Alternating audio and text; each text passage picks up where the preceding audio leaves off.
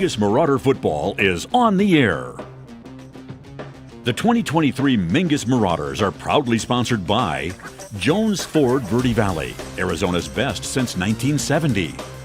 State Farm Insurance Agent Jennifer Griffin. Like a good neighbor, State Farm is there. Taylor Waste, service tailored to your needs.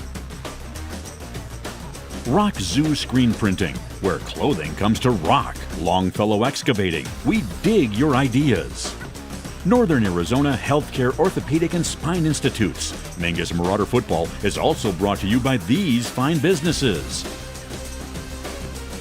Reese's Tire and Automotive Tire Pros. More miles for your money. Larry Green Chevrolet, the people place. All Price Insurance. Call 634-2311 to get your quote. Gettles High Desert Mechanical, Heating, Cooling, and Plumbing. Don't settle, get Gettles. Tiffany Construction, a reputation for exceptional service and an unwavering commitment to quality. D-Best Plumbing, they believe in getting it right the first time. Sun Country Custom Woodworks, serving all of northern Arizona with commercial and residential custom cabinets. And Yavapai College, you can, we can, together. And now, here's the voice of your Mingus Marauders, Jackie Bessler. And welcome one and all here to the NAU Walk-Up Skydome. Jackie Bessler along with Nick Yatsinko as we return to the college field up here in Flagstaff, Arizona. We have an early game here for you as we start pregame here at 5:30. Kickoff is at 6 o'clock, which is unusual. Normally, it's been a later game where the Flagstaff games, the NAU games didn't start until 7:30. Everybody was already into, the second quarter by the time we started, but not the case any longer here, Nick. You got to tell me, as a former player, what does it feel like to play on this field? It's so special, Jackie. It's so special to get up here to the Dome. You get the college locker rooms. You get kind of the college amenities here. So I'm sure the players are absolutely loving it. We got to see them walk on the field when the bus got here. So that's a super cool feeling. And you just kind of see them scatter all over the place, checking the place out. And what a fun atmosphere. High in altitude. Yep. So it'll be a little bit of challenge with the altitude. But no, what a special place to play. And I'm sure the team is fired up. Yep, the stairs all the way up here from the field. Yeah, that's a challenge right there.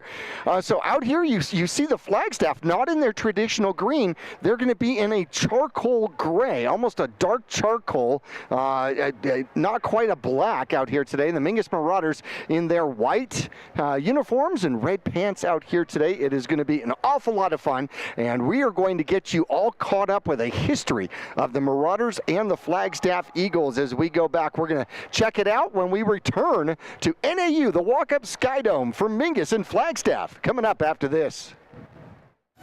All Price Insurance on Main Street in Cottonwood is your local insurance provider for personal and commercial insurance. Call and compare over 150 different insurance companies for home, auto, commercial, RV, motorcycle, boat, or ATV. Specialty insurance and insurance bonds are no problem at All Price Insurance in Cottonwood. I'm Chris. And I'm Tandy, owners of Taylor Waste. We're homegrown in the Verde Valley and nearly your last local choice. We want to be your first choice for residential and small business garbage service. Get a free month service when you make the switch to Taylor Waste. And enjoy monthly service as low as $16 per month. Visit TaylorWaste.com for more information. Or to start service, call Taylor Waste at 649-2662. Taylor Waste, service tailored to your needs. People often refer to Larry Green Chevrolet as the people place. Keeping that reputation is a priority in the community and with every customer that comes through the door. Larry Green Chevrolet, we're better and we'll prove it. If you're in the market for a new or pre-owned car, truck, van, or SUV, you'll find our selection extensive and the sales team professional and courteous.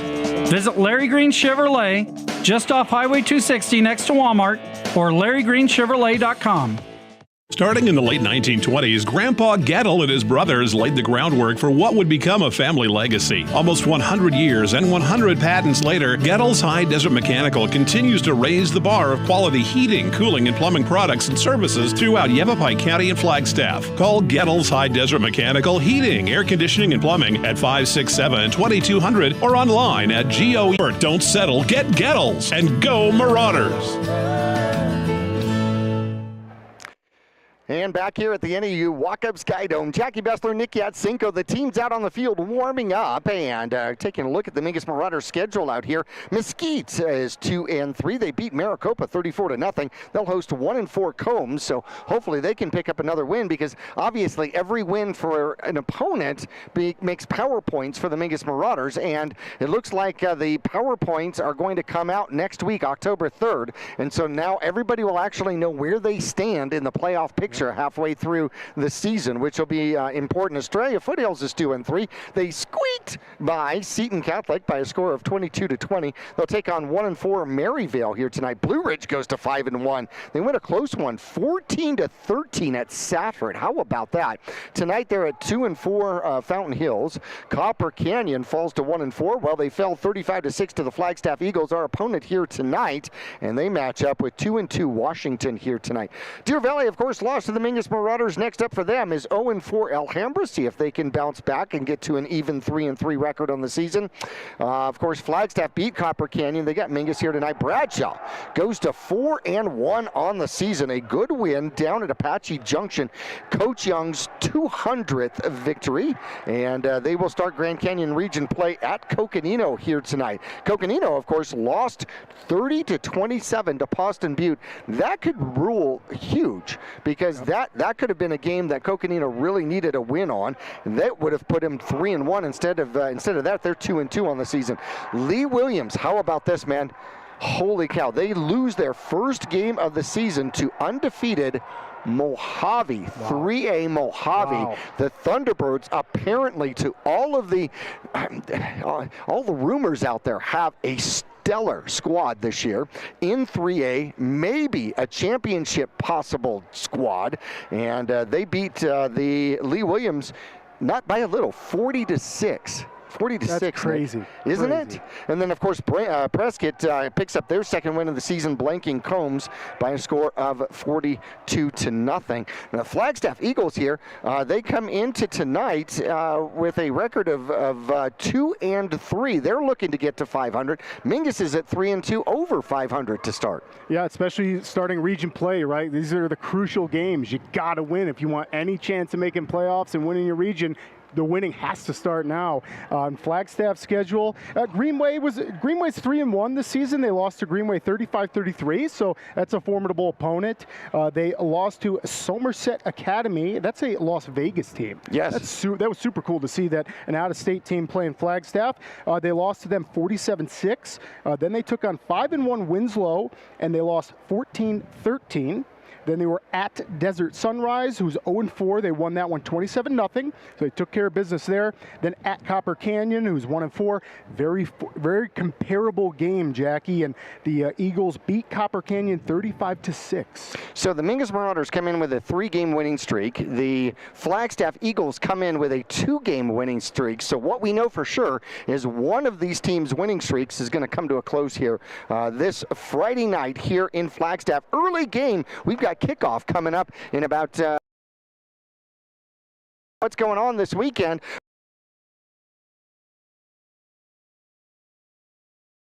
And of course that is brought to you by the Greater Area the city of Cottonwood. It is free, and if you did not know, they're stocking the pond. You get free fishing lessons. You don't even have to bring your pole.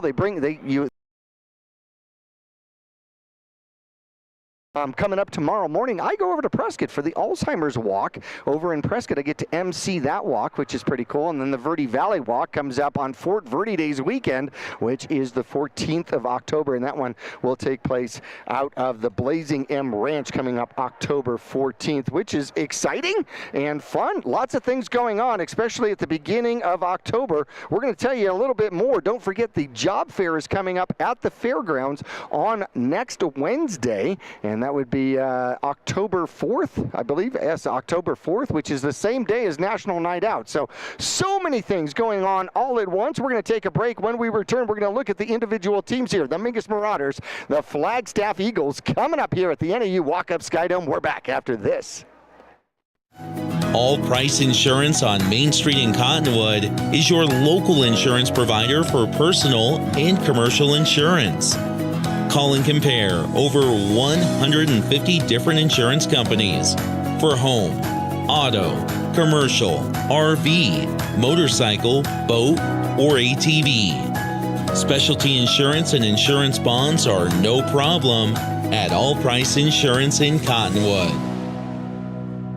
People often refer to Larry Green Chevrolet as the people place.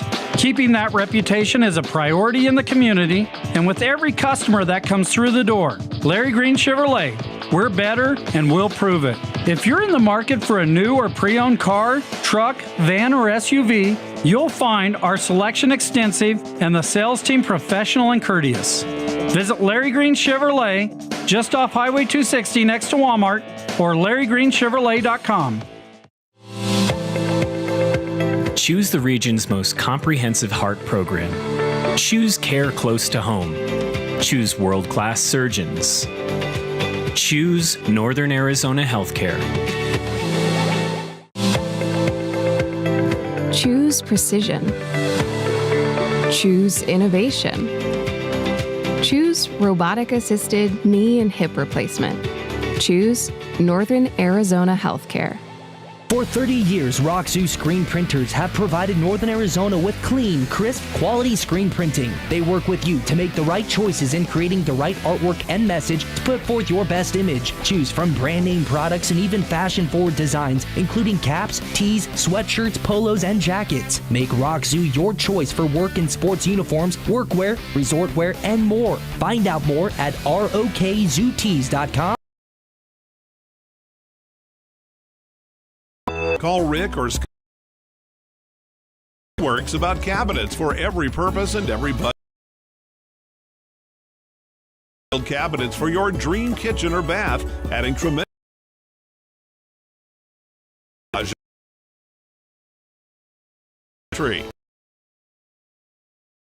modular cabinet choices. You know, your cabinets may not be from this century. For ideas,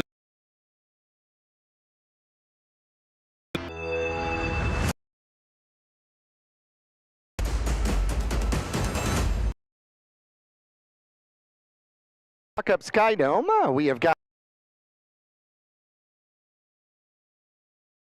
the Flagstaff band. Looks to be rather sizable out for the Flagstaff Eagles here. Thank you.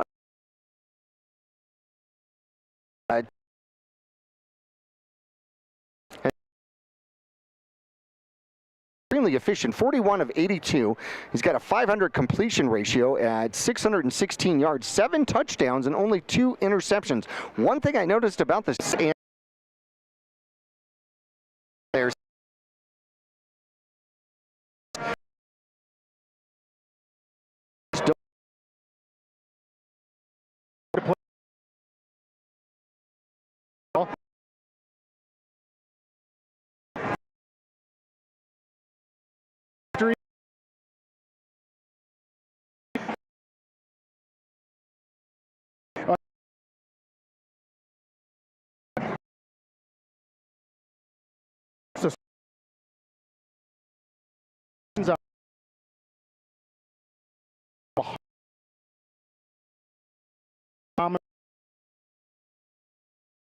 little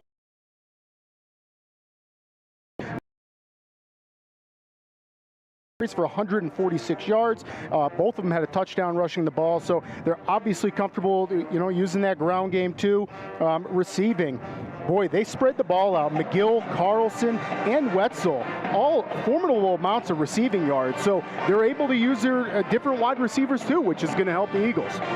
Well, the Mingus Marauders so far this year, Stokes has grown and has become more efficient every single game out there, as he is 24 for 41, 358 yards, 3 touchdowns, 3 interceptions. Last game, he was 4 for 4.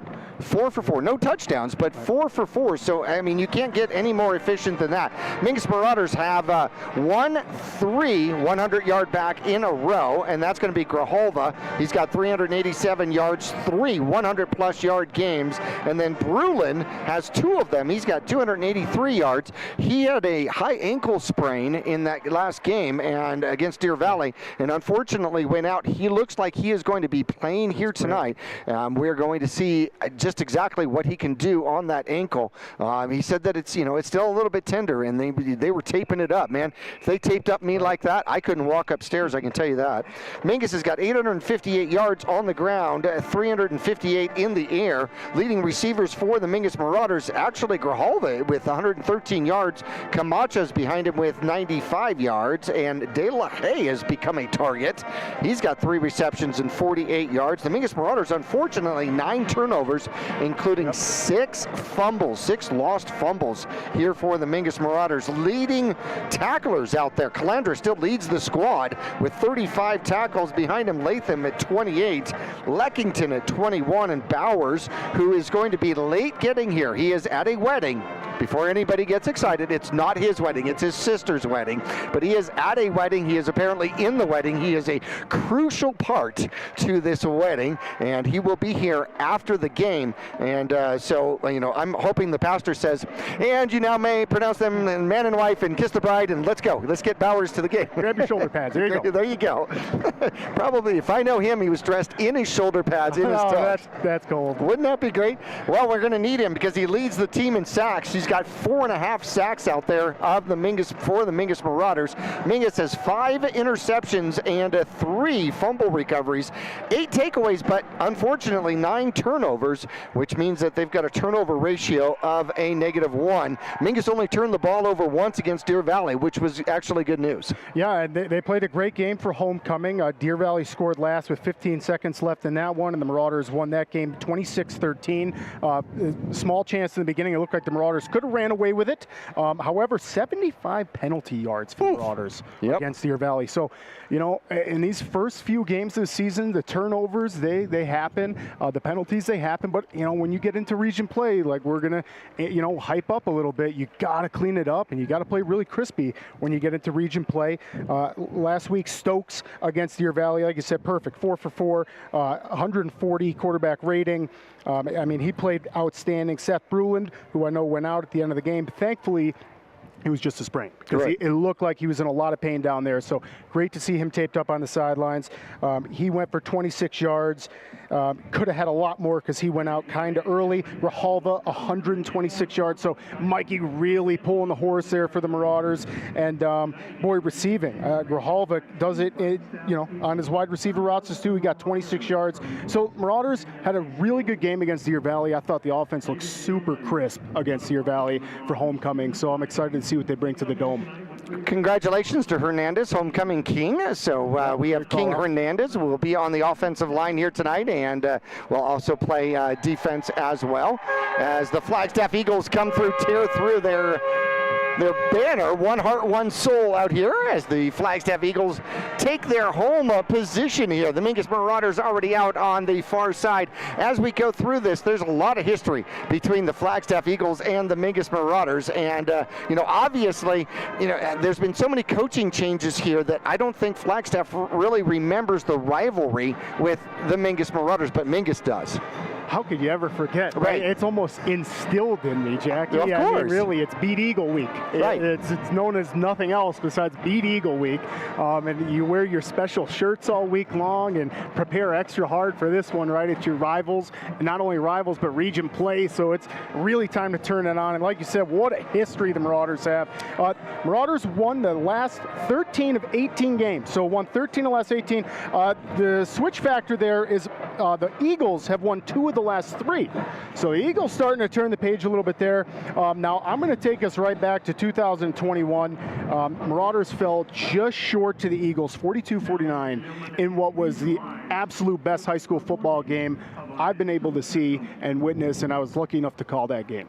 Well, we're going to go ahead and stay here for our national anthem here, and it looks like we're going to have the Flagstaff Eagles Choir doing the national anthem down there on the field, which will be special and fantastic. Here we go.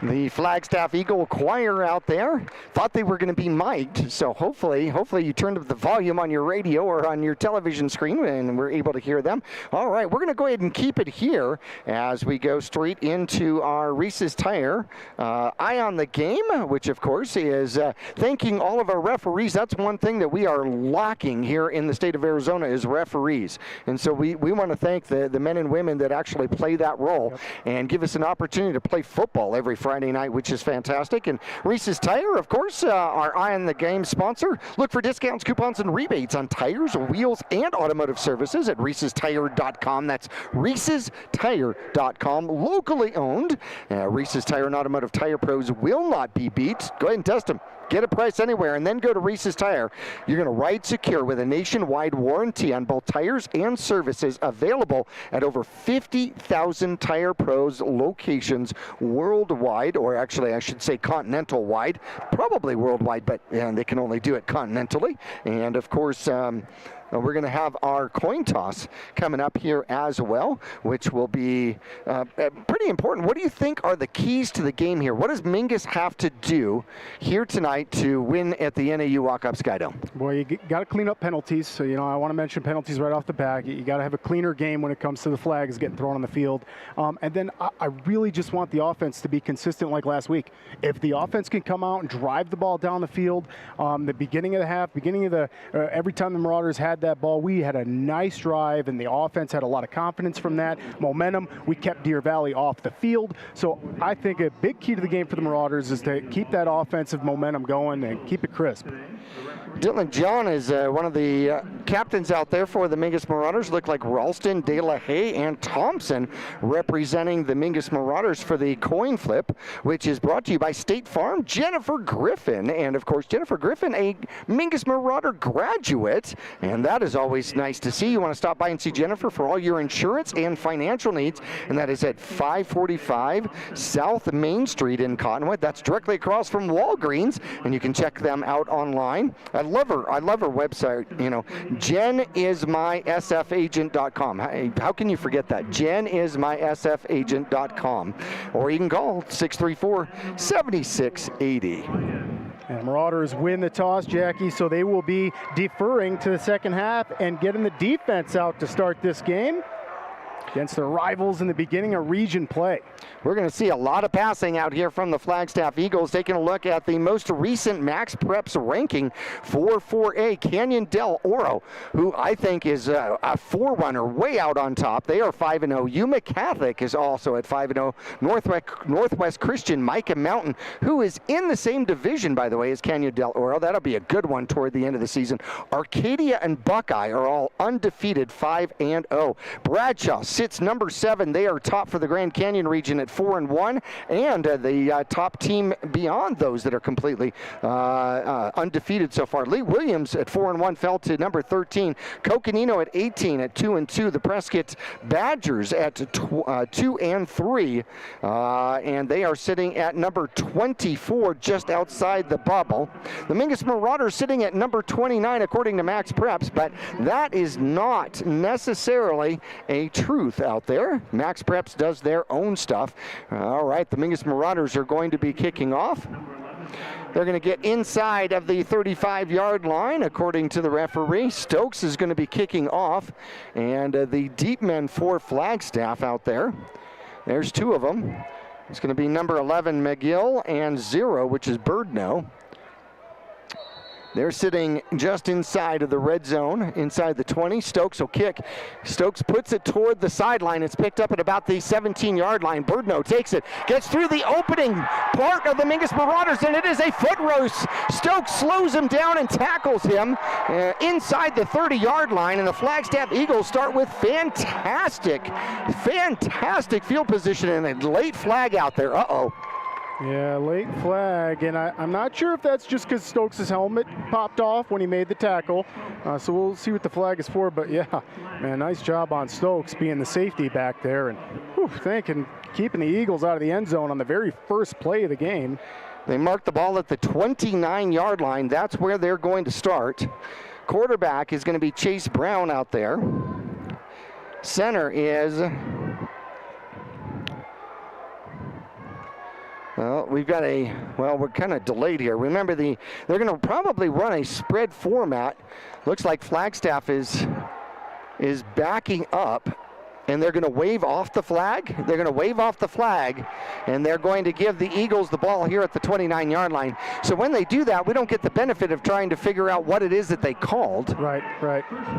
We can speculate, but that does us no good.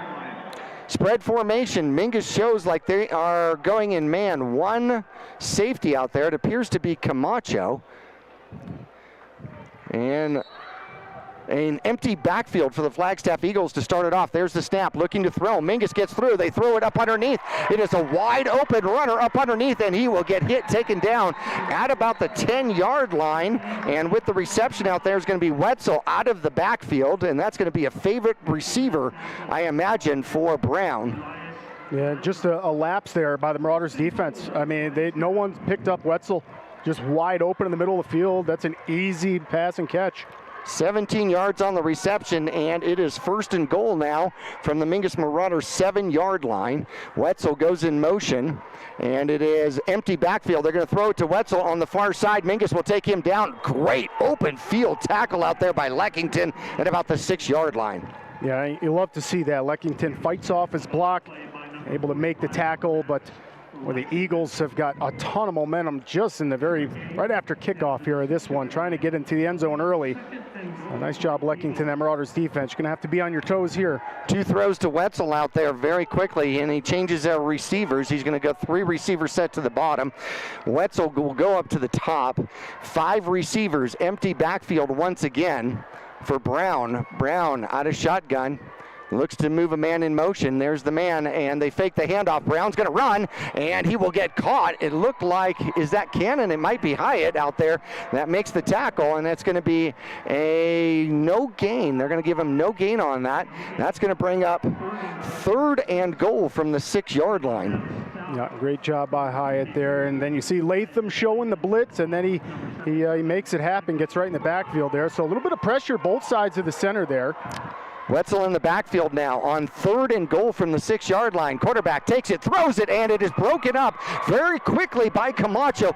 Phenomenal timing, no flag, as the ball and the defender got to the body at the same time, and that's going to bring up 4th and 6. Do you kick the field goal, or do you go for it at this point? Oh, boy, in a rivalry game, I think I'm going to play it safe and kick the field goal here, Jackie, but we'll see what the Eagles do, and it looks like they might be setting up for the field goal. It looks like they are. Number 33 comes out to kick. That's going to be Nielsen. Nielsen does not have a made field goal, if I remember my stats correctly. There is the snap. The hold is at about the 12-yard line. The kick is up, and the kick is good.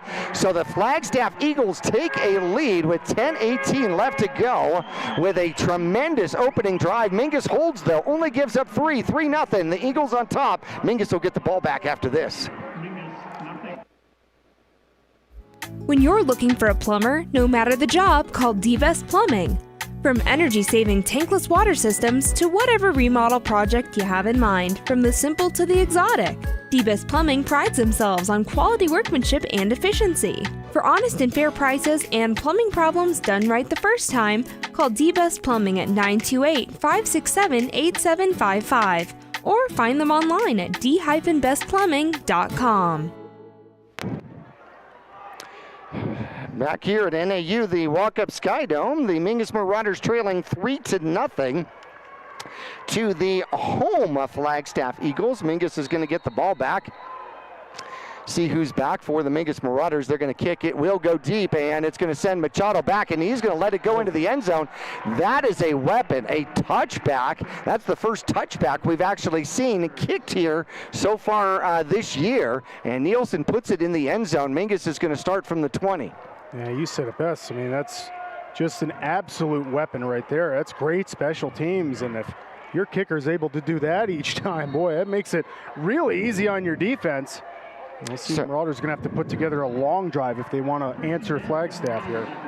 So, Chupp will be the left tackle. Hernandez, will be the left guard. Choda's at center. Latham is the right guard, and a run by the Mingus Marauders, and rumbling and stumbling for 20 plus is going to be. It's going to be number 4 for the Mingus Marauders. Grijalva with a huge gain, 22 yards to start off the Mingus Marauders offensively. How awesome. What a great run play and great lead blocking out there. Couple Marauders at offensive line, running backs upfield, making blocks happen, and Mikey's able to find some turf. Well, that was quick. Switched the field almost in one play here. So the Mingus Marauders 1st and 10 from their own 42, trailing 3-0. Stokes is under center, takes the snap and hands it off to the second back. De La Haye tries the left-hand side. He'll have a tackle by an ankle, and then he'll hop, skip, and jump for a few more and pick up 4. Yeah, it's good ball safety there too. And the Eagles going in there, you can tell he was trying to strip it and kind of rip that ball out, so good ball protection there by the offense. And got a few yards on that one, so far offensive line getting some good push. Mingus goes into a huddle and slows it up just a little bit. So I used to tell my running backs, if somebody's got a hold of you, you've got a 1-second rule. 1 second to break it or get down. Rain Stokes will take the handoff, and a huge hole for the Mingus Marauders. Darting through is going to be Grijalva, and he will pick up the first down. He needed 6, it got 8. Yeah, boy, and that's just a touchdown-saving tackle there out there by number 20 for the Eagles. Hey, if he doesn't get Mikey by the feet, Mikey's going to be gone. Mingus steps back in. 1st and 10 now, their first trip to the Eagles side of the field at the 46-yard line. There's the snap handoff. Good blocking up front. Grijalva runs through the safety and rumbles and stumbles down and gets inside of the 30-yard line down to the 29-yard line. Man, that's just smash mouth football right there, Jackie. As an offensive coordinator and coach, you cannot be happier with what you're seeing from your offense. I mean, that's your offensive line is 5 yards down the ball as soon as it's snapped, pushing the defensive line, and then Grijalva's just trucking guys over. 17 yards on that carry. In fact, he's got 3 carries for 40 yards for Grijalva. There's the snap and a fumble and a jumping on it, and we're going to see if Mingus actually gets it back. The Eagles claim that they have it, and does this end up being a turnover to the Flagstaff Eagles? It does.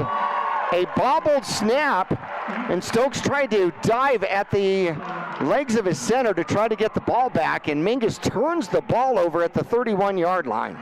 Boy, and so far the fumbles off the snap and handoff have been a plague for the Marauders this season. And we're right back to defense here. Mingus trailing 3-0. Now give the ball back to the Eagles. Bruand takes the snap, gets in trouble, and down he goes. He just put his head down and will get overrun by a host of Mingus Marauders. I'm not even sure who got out there first. Might have been Hyatt Cannon off of that defensive end position. That's going to be a sack and a nice loss of about 6. My goodness, you got Choate out there, Watson, Jahir Hernandez, and Isaiah Latham all getting into the backfield. The biggest guys for the Marauders, putting the pressure on Bruand. Yeah, I would have fallen down too. There's the snap. This time he looks to throw.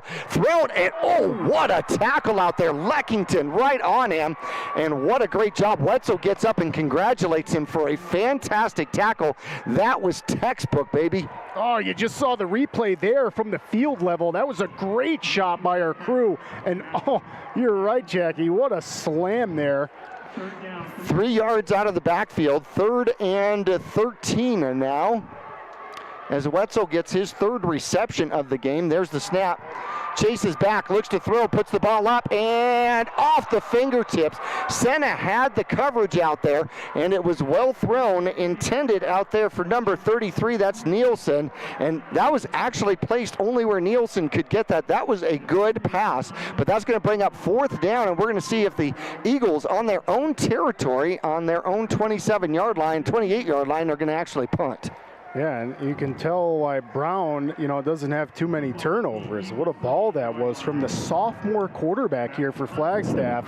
I mean, like you said, he put it only where his wide receiver had a chance.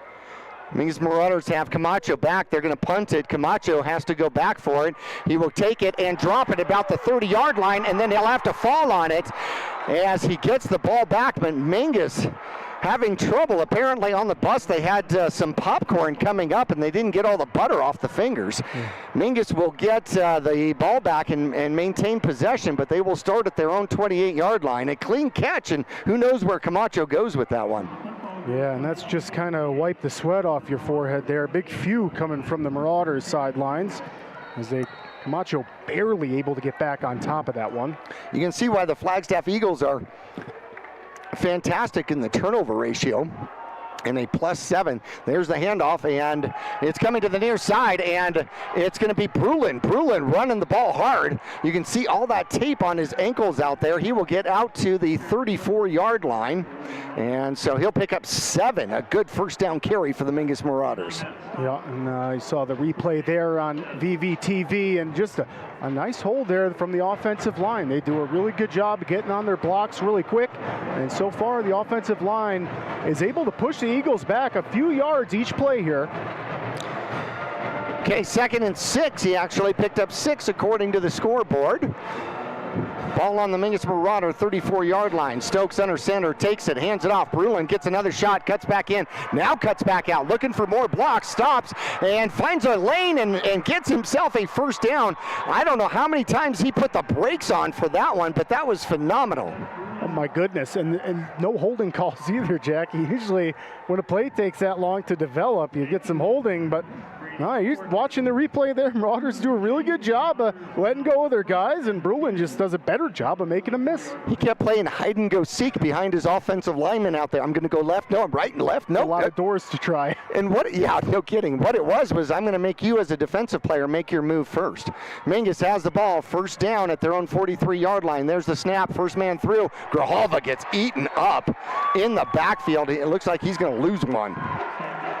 Yeah, and the offensive line may have gone a little bit early on that one too. So ironically enough, the Marauders get a little bit of a jump and no flag or anything, but the Eagles still able to make it a tackle for loss.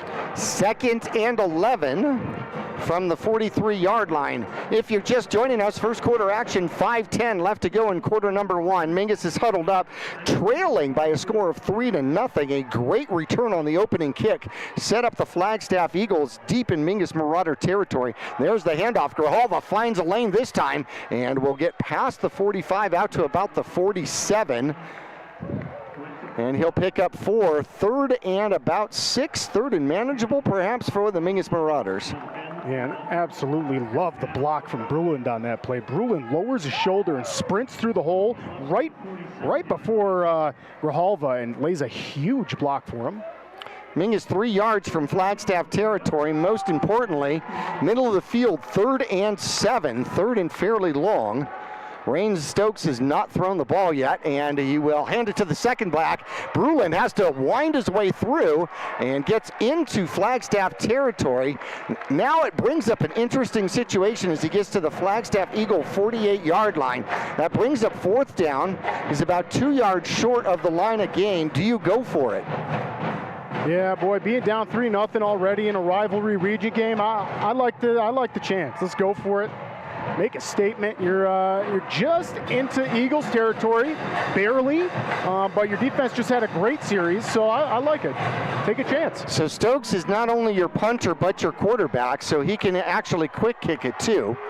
And Stokes is under center, and he will call it out and bark it out, looking to see if the Eagles are going to jump offside. They do not. Good discipline by the Eagles, and the Marauders are going to have to take a break and talk about a 4th and 2. We're going to take a break with them. 3-0, the Eagles on top. We're back to NAU after this. People often refer to Larry Green Chevrolet as the people place. Keeping that reputation is a priority in the community and with every customer that comes through the door. Larry Green Chevrolet, we're better and we'll prove it. If you're in the market for a new or pre-owned car, truck, van, or SUV, you'll find our selection extensive and the sales team professional and courteous. Visit Larry Green Chevrolet just off Highway 260 next to Walmart or LarryGreenChevrolet.com. So this is going to be a tough call for the Mingus Marauders. You got 4th and 2 from the Flagstaff Eagle 48-yard line. The Mingus Marauders coming out of timeout. Do you go for it here? Now remember, Stokes can punt the ball. He can step back and punt, especially if you put him in a shotgun situation. But it looks like he's going to line up over center, showing that the Mingus Marauders might go for it. Ralston goes in motion. There's the snap. There's the handoff. Mingus has good blocking and a first down. Great power out there for the Mingus Marauders. And Seth Bruand gets to the 41-yard line, picks up 7, and the 4th down conversion for the Mingus Marauders. Yeah, Coach Montebaez put that 4th down on the backs of Leckington and Jahir out there. Great blocking and just pushing the Eagles right back to get that first down. And Bruand did exactly what he was supposed to do. He followed his blocks. And sometimes you have to be patient with that. But most importantly, what he did was he followed his blocks. He's like, you guys get me the first down, then we'll see if we break away. New set of downs for the Mingus Marauders. One back in the backfield, wing formation. And Stokes looks to run it himself. He'll get wrapped up and caught at about the 43-yard line. That's going to end up being a sack out there. Getting up and pounding the chest is number 77. That Urza Rupp out there. Plays defense and plays offense, and that's going to be a small sack, a 2-yard sack for the Mingus Marauders, bringing up 2nd and 12. Yeah, and Ezra is able to just fight off his block. I mean, it just kind of tosses block to the side and lay a big hit on Stokes, so Eagles defensive line coming alive. Well, Stokes looked like that was a designed run. He was going to try to follow all the blockers. Wing formation. Nope, 2 backs in the backfield, and they hand it off to the second back. That's going to be Ralston. Ralston cuts under one block, spins away from another tackler, gets down to the 30-yard line, and that is going to be a 13-yard run and a first down for the Mingus Marauders. They're deep. They're in the market at the 31, so a 12-yard run, but most importantly, it picks up the first down, and that's the deepest penetration Mingus has in Flagstaff territory so far this game. Yeah, and it's just a great play call, and I love the power to the left side. You got your blocks are working out well. The offensive line's getting upfield, and right now the Marauders' running game has been unstoppable. Stokes has not put the ball up so far. Now he's going to go out of shotgun for the first time. Spread formation, show the Mingus Marauders. He takes the snap and he hands it off, cutting up underneath and through the middle, taking a big punishing blow at the end is Grijalva. He will get some yards as they will go forward. The ball was on the 31-yard line, and let's see where they remark it. When Marauders got away with a little bit of blocking, maybe outside the play there, Leckington does just a college fantastic blocking job, but I think you got to lay up a little bit before that, but Marauders get away with that, no flag. 4 yards on it. Stokes holds it, throws it, has it, puts it up, and puts it in the corner out there, intending for his receiver, and it was outthrown.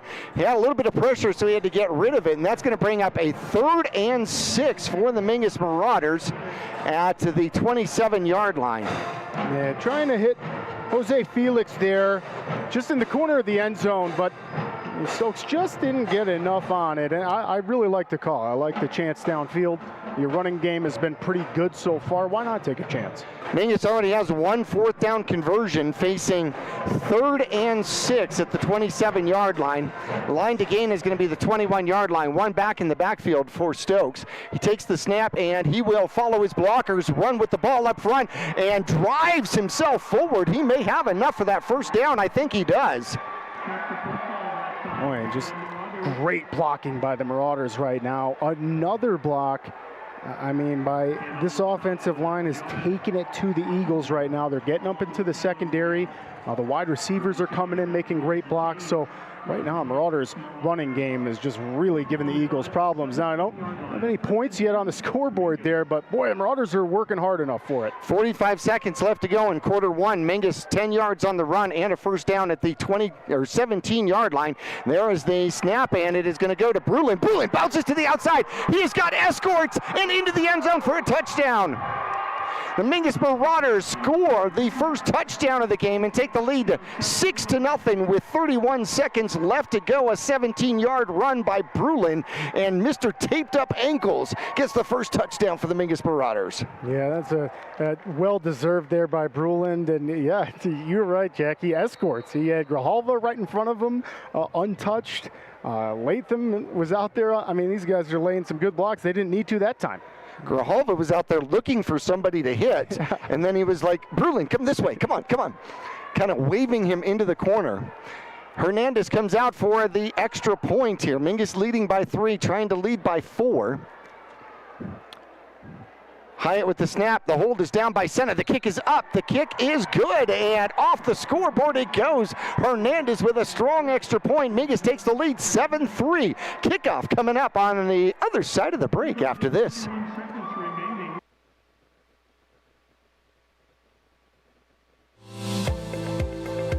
Choose the region's most comprehensive heart program. Choose care close to home. Choose world-class surgeons. Choose Northern Arizona Healthcare. Choose precision. Choose innovation. Choose robotic-assisted knee and hip replacement. Choose Northern Arizona Healthcare. I want to thank Northern Arizona Healthcare for being a sponsor of the Mingus Marauders 2023 season. And Stokes is going to be kicking off for the Mingus Marauders here once again. Now, one thing that we have seen is Flagstaff has been pretty darn good on their special teams here so far. And let's see if the Mingus Marauders try to not give the Eagles a chance to fly the ball back toward midfield. Stokes will kick it, and he'll kick it to the other side. It'll be bounced and picked up at about the 23-yard line. Off to the sideline and off to the races he goes. Stepping out of bounds, though, was number 9 on the return out there, and that's going to be Zanoni. Isaiah steps out. Let's see where they're going to mark it. They're going to go 1st and 10 from the 36-yard line out there. Boy, and a little bit of a break for the Marauders that Isaiah stepped out there.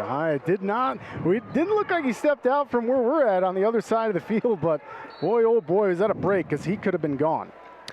Unfortunately, it looks like the Flagstaff Eagles, as soon as they penetrate that first line of defense, they turn on the speed and they're gone. One back, way in the backfield, and they do hand it off. Wetzel gets a running head start and taken down very well out there by the Mingus Marauders. They double-teamed him after a gain of about 2. Yeah, and that's just kind of a pancake tackle right there. Couple Marauders, and Latham's on top on that one. So you got the heavy guy hitting up high, and that'll leave a mark. That's Wetzel's first run of the game. He's got 3 receptions so far, but that is his first run. And the Eagles are going to let quarter number 1 come to a close out here. And when they come back, it is going to be 2nd and 8 with the ball on the 38-yard line of the Flagstaff Eagles. Mingus leading 7-0. Quarter number 2 coming up right after this. People often refer to Larry Green Chevrolet as the people place. Keeping that reputation is a priority in the community and with every customer that comes through the door. Larry Green Chevrolet, we're better and we'll prove it. If you're in the market for a new or pre-owned car, truck, van, or SUV, you'll find our selection extensive and the sales team professional and courteous. Visit Larry Green Chevrolet just off Highway 260 next to Walmart or LarryGreenChevrolet.com. All Price Insurance on Main Street in Cottonwood is your local insurance provider for personal and commercial insurance. Call and compare over 150 different insurance companies for home, auto, commercial, RV, motorcycle, boat, or ATV. Specialty insurance and insurance bonds are no problem at All Price Insurance in Cottonwood. And there's the snap. Wetzel's going to get to the outside and will be taken down. A high tackle out there by Hyatt. And he will make the tackle at around the 45-yard line. That'll bring up 3rd and short. They needed 8 and they picked up 6. Second run out there by Wetzel. So they started throwing the ball. Interesting enough, look how far Wetzel is back. It's almost like he's in a punting position behind the quarterback. Mingus points at him. 2 receivers to the top side, 2 tight ends set. There it is, the handoff. Mingus gets in. Leckington will not let go like a bulldog.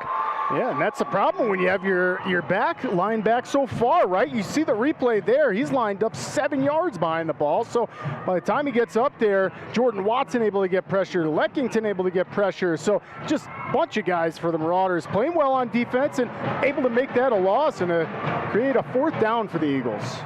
4th down, and it looks like the Flagstaff squad is going for it from their own 42-yard line.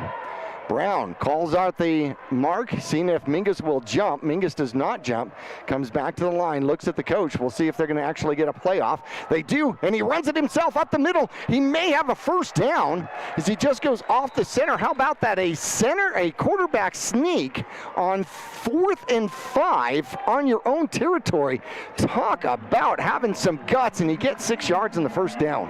Wow, all you can say is it's really well executed. I mean, the Eagles just kind of caught the Marauders there, not pinching, and yeah, Chase Brown able to get that 1st down, a 5-yard QB sneak. 2 tight ends set once again, 2 receivers to the top side, and they will hand it off. Wetzel gets past the first would-be tacklers and stumbles into Mingus Marauder territory. One man, they've actually got both of them marked at the 49-yard line, making it 2nd and 7.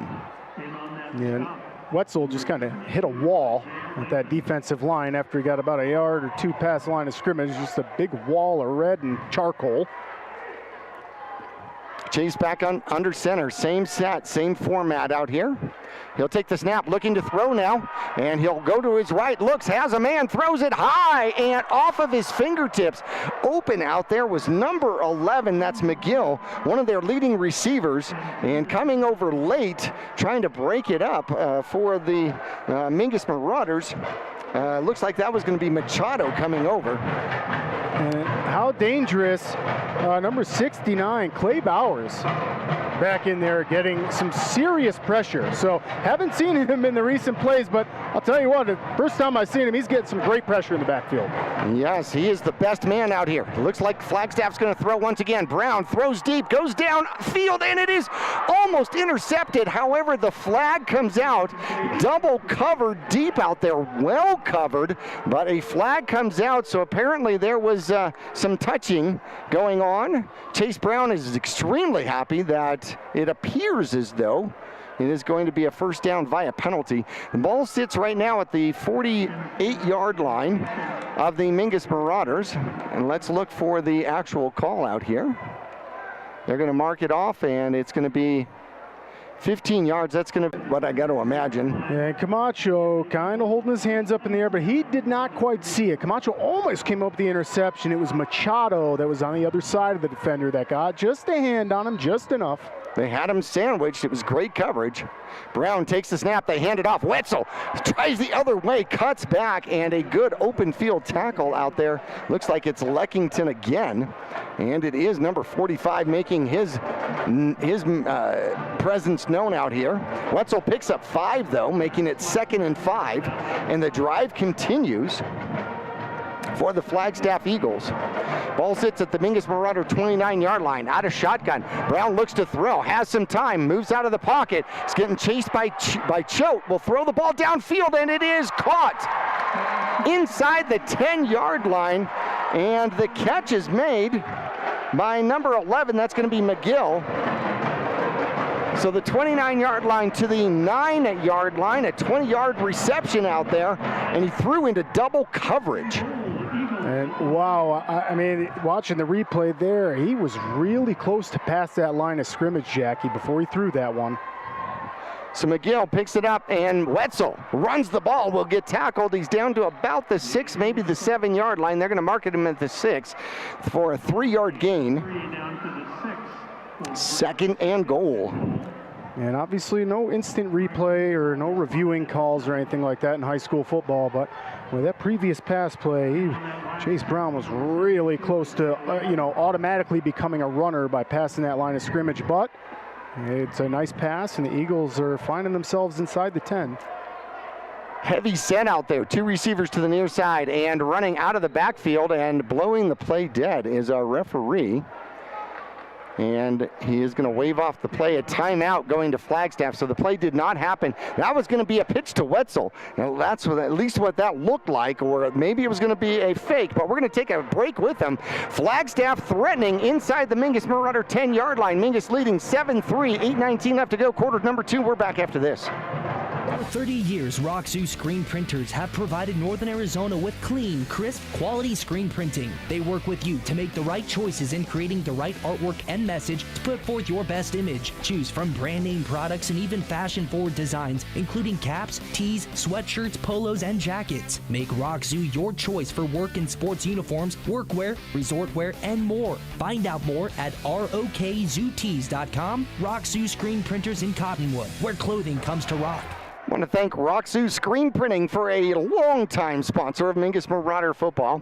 2nd and 7, it says, but it's actually 2nd and goal from the 7 for the Flagstaff Eagles. Brown under center, tight set, 2 receivers to the near side, and they're going to throw the pass. It's going to come out to Wetzel. Wetzel in trouble, throws the ball, and it is almost intercepted. 2 Marauders going after it. A little bit of trickery out there as Latham almost got the INT for the big man. Wow, and the Marauders just not able to come up with the interception, but I'd say Flagstaff's a little lucky that they didn't execute that well, because there was all Marauders in the end zone, not really any Eagles with open space, so the Eagles survived that one.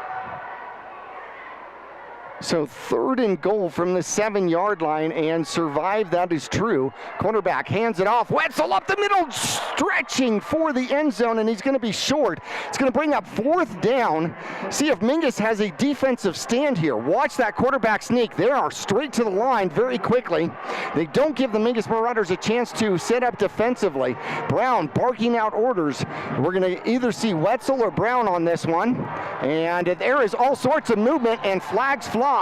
We're going to see if this is going to be, the line judge says that it is going to be a full start against the Eagles, and that's going to back them up 5. Does that change the play on 4th down now? Man, I do think it changes the play, and Nicholas Semele just took a little bit of a hesitation step, and all the Marauders made sure that the refs saw that one, pointing their fingers at the offensive line, and boy, that's a big break for the Marauders, backing them off the goal line. First penalty is a huge one. They're going to set the ball at the 15-yard line for another field goal attempt. There's the snap. The kick is up, and it is low. I don't know if it was blocked by Leckington, but he was in the backfield. Mingus will take over and maintain a 7-3 lead here in the second quarter with 7:44 left to go. We're going to keep it right here as Mingus's offense comes back out on the field.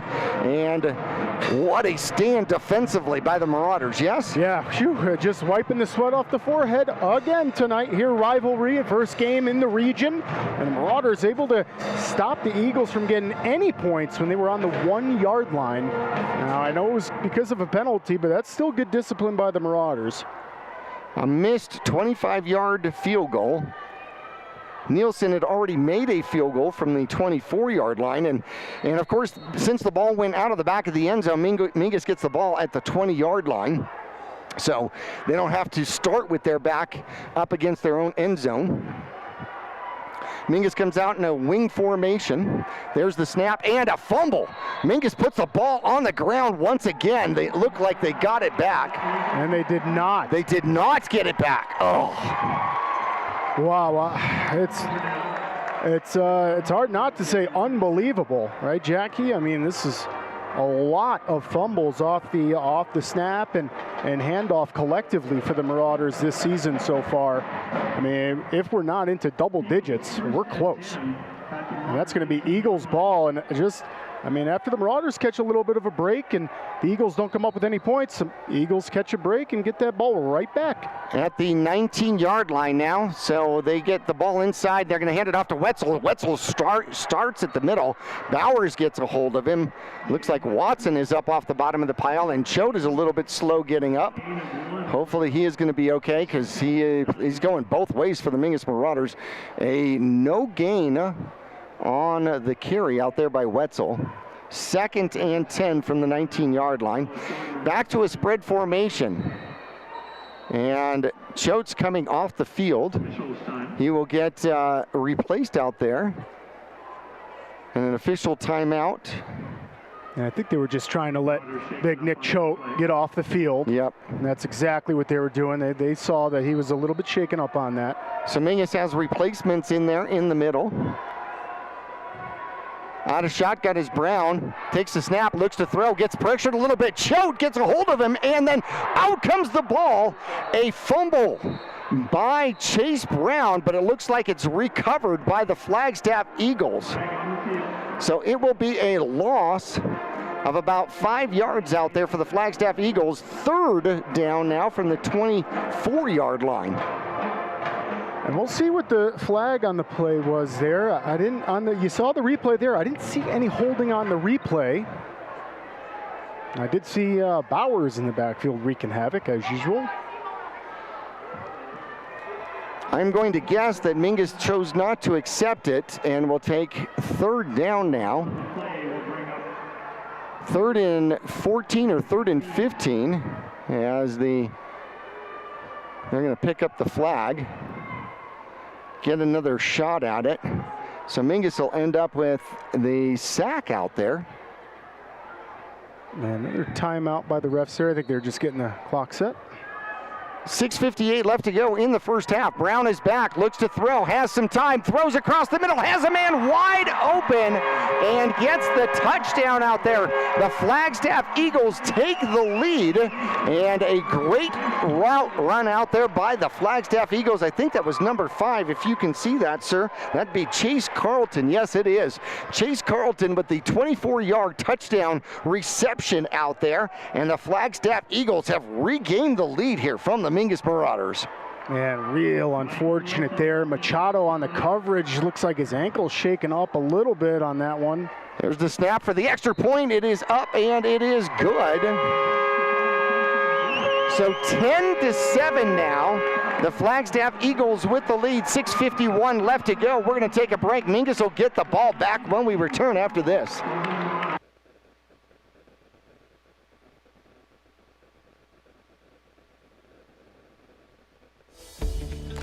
Yavapai College has many degree and certificate programs to get you on track to a rewarding, well-paying career in a variety of industries such as healthcare, manufacturing, construction, elementary education, and art.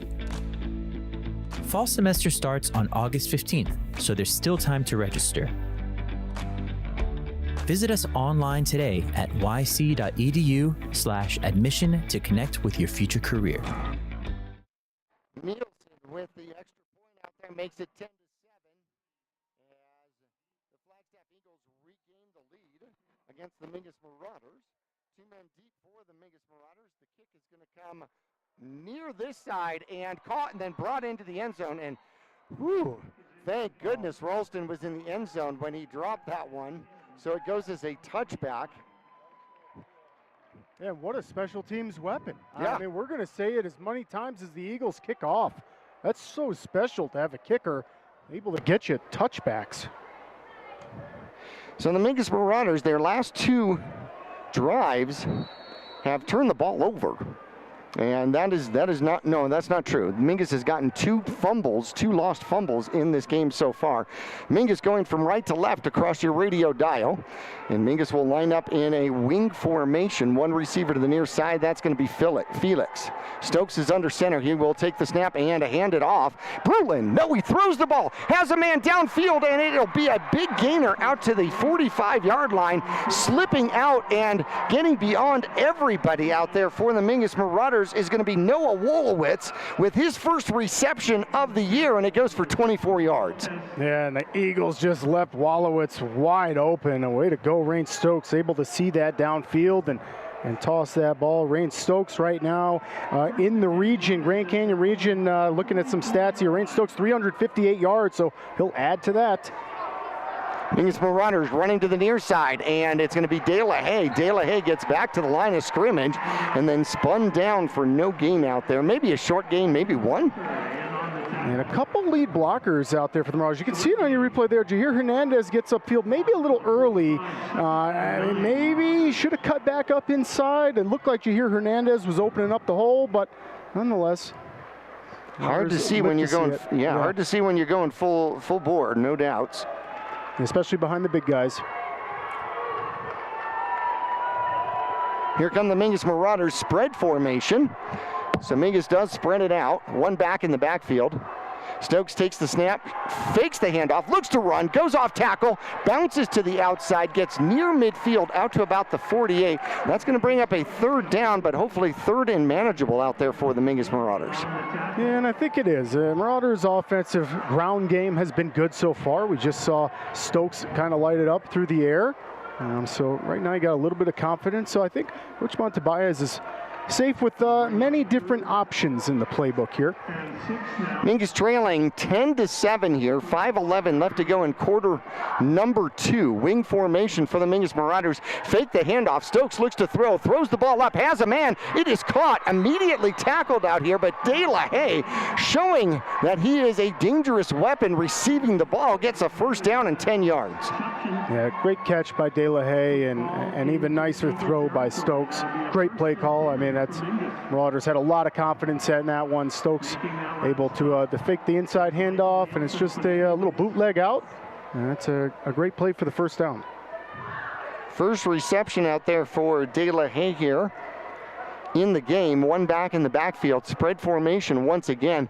Camacho's down at the bottom, and they will hand off and up the middle with a burst of speed is Grijalva as he powers his way inside the 30 down to the 29-yard line. Yeah, and it wasn't even like there was a huge hole that opened there for Grijalva. He's just able to use his speed. I mean, really, it looked like a couple Eagles were going to maybe make the tackle 3 yards in or so, and nope, Mikey splits the defense. Spread him out, run up the middle, 60 yards for Grijalva here on 7 carries. Mingus with a good drive now, another first down at the 29-yard line of the Flagstaff Eagles. And there is the handoff off the middle. Grijalva has to dive through, and he is safe at third. No, he's safe at the 35-yard line. And you can see him bounce off the rubber pellets down there on the turf. Yep. Boing. If we had the cartoon noises, right? From Wile E. Coyote. Yeah, I wish it would have given the extra bounce there. You're right. Use that. Yeah, no doubt. It's not where the knee touched. It's where he finished the slide. Yeah. All right. He picks up 4, 2nd and 6 now from the Mingus Marauders at the 25-yard line. Grijalva up the middle, powers it, trying to follow Choate, and will pick up another 4. And the Mingus Marauders dangerously close to another first down, maybe 3rd and 2. Yeah, I really like the play call. Coach Montebias has the Marauders offense huddling up right now, taking their time, making sure they execute. A couple series have ended up in turnovers for the Marauders. So if they're not turning the ball over, the Marauders are playing really crisp offense and moving the ball well. De La Haye comes in, brings the play into Stokes. Wing formation, 2 backs in the backfield, and Mingus will hand it off. Bruand cuts up underneath, picks up a first down, and scampers away from a tackle, almost like he was pushing him down, and Mingus will pick up the first down. And it'll be another run for Bruand for 7 yards out there. Nice to see him back and running the ball. It was almost like he was doing a stiff arm to a man who was crawling on the ground trying to eat his ankles. And he just got tackled by it too. If he could have broke out of that, he had the pylon to look forward to. 13-yard line is where the ball sits. Mingus driving, 2:36 left to go in the first half. Mingus has 1 receiver to the near side. Stokes is under center. Takes the snap, hands it off, and a burst of speed. Now getting to the outside is Grijalva. Grijalva racing to the end zone, stretches for the goal line, and no, he's out. At the 1 perhaps, 12 yards And Grijalva does all the heavy lifting to get the Mingus Marauders down to the 1-yard line. Man, that's just great execution. And Mikey using his speed to get to the edge. And oh, man, that was close. Boy, Mikey, on the VVTV replay, looks like you may have had it there. I am just glad Rainey got out of the way. Yeah. Rainey, good footwork to get out of the way. De La Haye goes to the top. Mingus does 2 receivers. Felix is to the bottom. 2 backs in the backfield, and they're going to give it to Bruand. Bruand reaches in. We have one referee that says he's down. One referee says that he's in. Yeah, it's going to go. That's going to be in. So when it's looking like an out or safe, it's always safe. Ty goes to the runner, yep.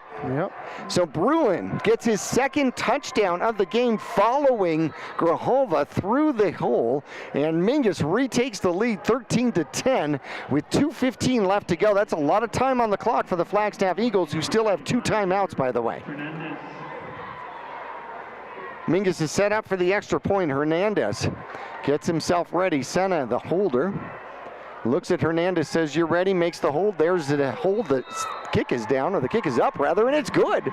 Off the Northern Arizona Healthcare sign behind the yellow poles here at the NAU Walk-Up Sky Dome. That puts the Mingus Marauders up by 4, 14-10. Flagstaff will get the ball when we come back after this. Starting in the late 1920s, Grandpa Gettle and his brothers laid the groundwork for what would become a family legacy. Almost 100 years and 100 patents later, Gettle's High Desert Mechanical continues to raise the bar of quality heating, cooling, and plumbing products and services throughout Yavapai County and Flagstaff. Call Gettle's High Desert Mechanical Heating, Air Conditioning, and Plumbing at 567-2200 or online at goettlshdm.com. Providing solutions for your comfort. Don't settle. Get Gettle's and go Marauders. Mingus is going to kick off. First of all, kicking off to this squad has proved to be a little bit of an adventure here. Flagstaff special teams kickoff or kick return group has actually done a very good job. They've tried kicking it to both of the backmen, and neither one of them has been less dangerous. Zahoni on one side and McGill on the other. So let's see who Stokes decides to choose out here. They're both sitting at the 20-yard line. He'll kick it, and he'll kick it deep and over the head of the return man and into the end zone for a touchback. That will be the first touchback for Stokes this year, and he put some leg into it. He got it to land at about the 4-yard line, but both of the return men were out at the 20, and so having to go backpedal for the ball behind him, he just couldn't catch up with it. Protect Stokes at all costs. Am I right? He's got the leg and the arm. Yeah, no doubt. Way to get the touchback for the Marauders, showing up the Eagles that they're a good game here. Well, it helps when you're a mile up in the air. So a lot of time here. 2:15 plus 2 timeouts, and the Flagstaff Eagles have, well, let's see, Jordan Watson coming in late. And Mingus will actually take a timeout. We're going to leave it here. Now, the Flagstaff Eagles have shown that they can throw the ball. Chase Brown, so far in this game, is 5 for 8, 65 yards, and a touchdown. No interceptions. Wetzel is 0 for 1, so together they're 5 for 9, no touchdowns, or 1 touchdown, no interceptions. So they can throw the ball downfield. There's no doubt about it. Yeah, Marauders got to get pressure. I feel like all the great plays the Marauders have had on defenses are getting great pressure on Chase in the backfield, and that's what they're going to have to do because, I mean, his quarterback for the Eagles is fantastic. He's able to find his wide receivers, and his wide receivers are able to find some gaps in the Marauders defense. So if the Marauders can get some pressure here, force some kind of a turnover, that'd be great against a team that has not turned it over too much. Mingus goes with 4 down linemen out there defensively. 3 receivers to the top side, no receivers to the bottom. There's the snap. Quarterback has some time, throws it out of the backfield, and it's going to be Wetzel who will get it and will get pushed out of bounds past the 30-yard line. So some good footwork. They may mark him out at the 29-yard line. Clock stops with 2:07 left to go, bringing up 2nd and 1.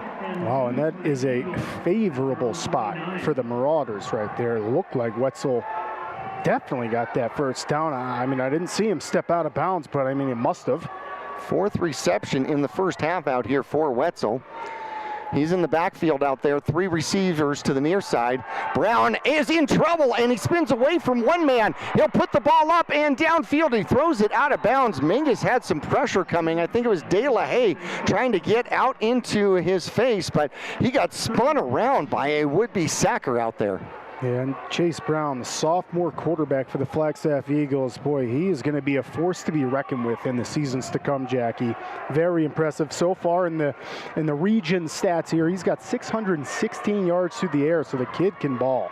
3rd and 1. Quarterback's back, looks to throw, has some trouble. He'll get out of it, throws the ball, and it is caught. And the Mingus Marauders miss the tackle. They get the first down, and coming up to make it is Camacho.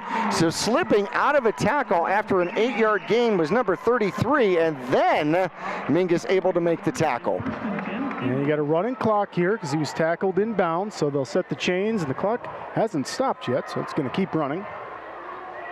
So 33 on the reception. That's his first reception of the game. Quarterback is back, and he is tackled and sacked by Choate. Big sack by the Mingus Marauders back to the 29-yard line. Oh boy, the biggest man on the Marauders squad just getting up hype right now, and that's a scary sight for the Eagles.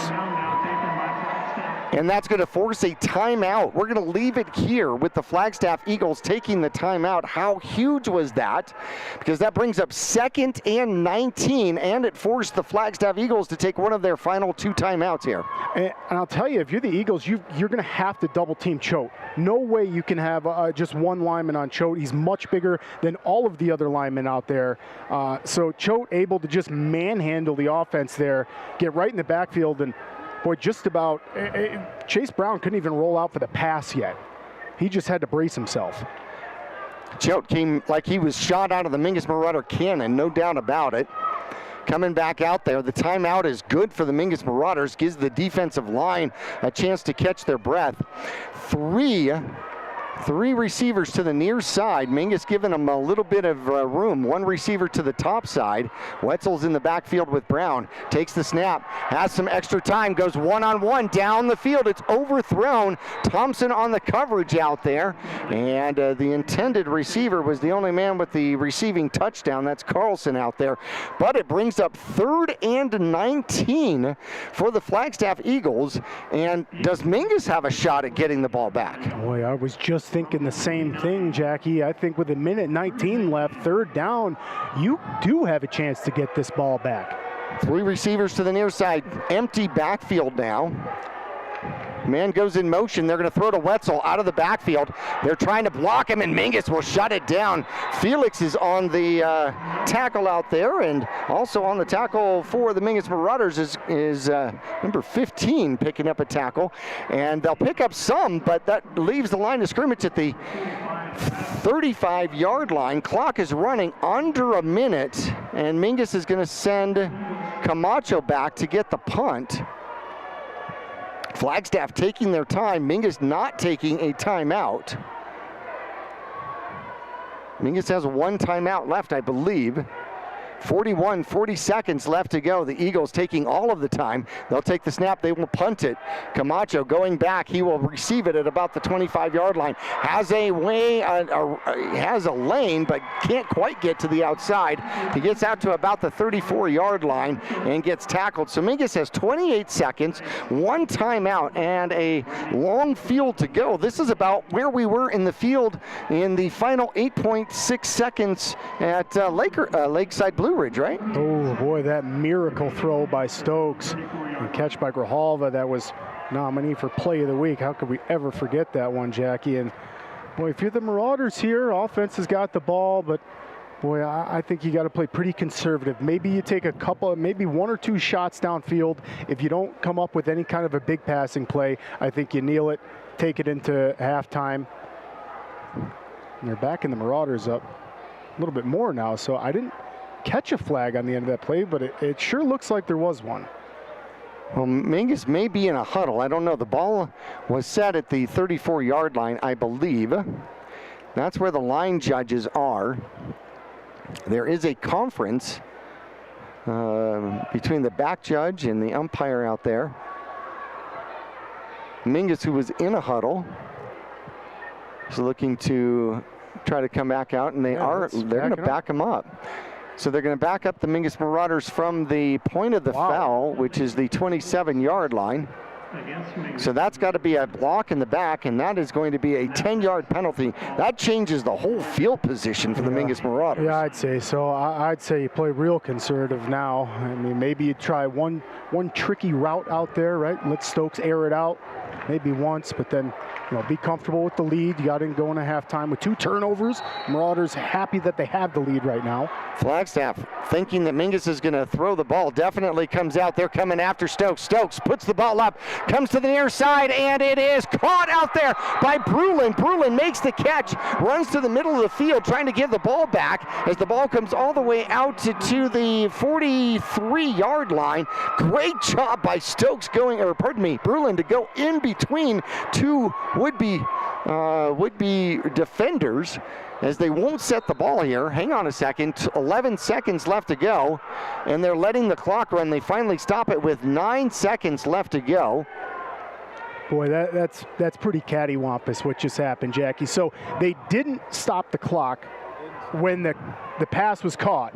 So the clock kept running, and so I think the refs had the clock continue to go as they set the ball. So everything I just said equals confusion. So the refs are down there, and they're having another conference, and the Marauders should, you would think that they're going to have at least 18 seconds. They should have 18, 17 seconds left on that clock. Right now, it sits at 9 seconds. So they're trying to talk to the clock operator through the home squad here, see if they can figure out what they're going to set it to. Because that's when you get down to the nitty-gritty like this, every second that you get back is huge. Yes, it's like an extra present at Christmas. The one that gets hidden, hidden behind the tree. And you're like, oh, yes, one more box. All right, so it sits with 9 seconds. Mingus leading 14-10. We knew this was going to be quite a battle between these squads. Wow, and they're going to give them 21 seconds on the clock. 21 seconds. They blow it, and Mingus stops the clock immediately as Stokes downs the ball to stop the clock with 18 seconds. Not sure. I mean, they kind of had a timeout. So he spiked that ball, and it definitely ticked maybe once or twice more, but you can't, we can't be sending anything to review, so. No, I'm just wondering why they didn't have a play called.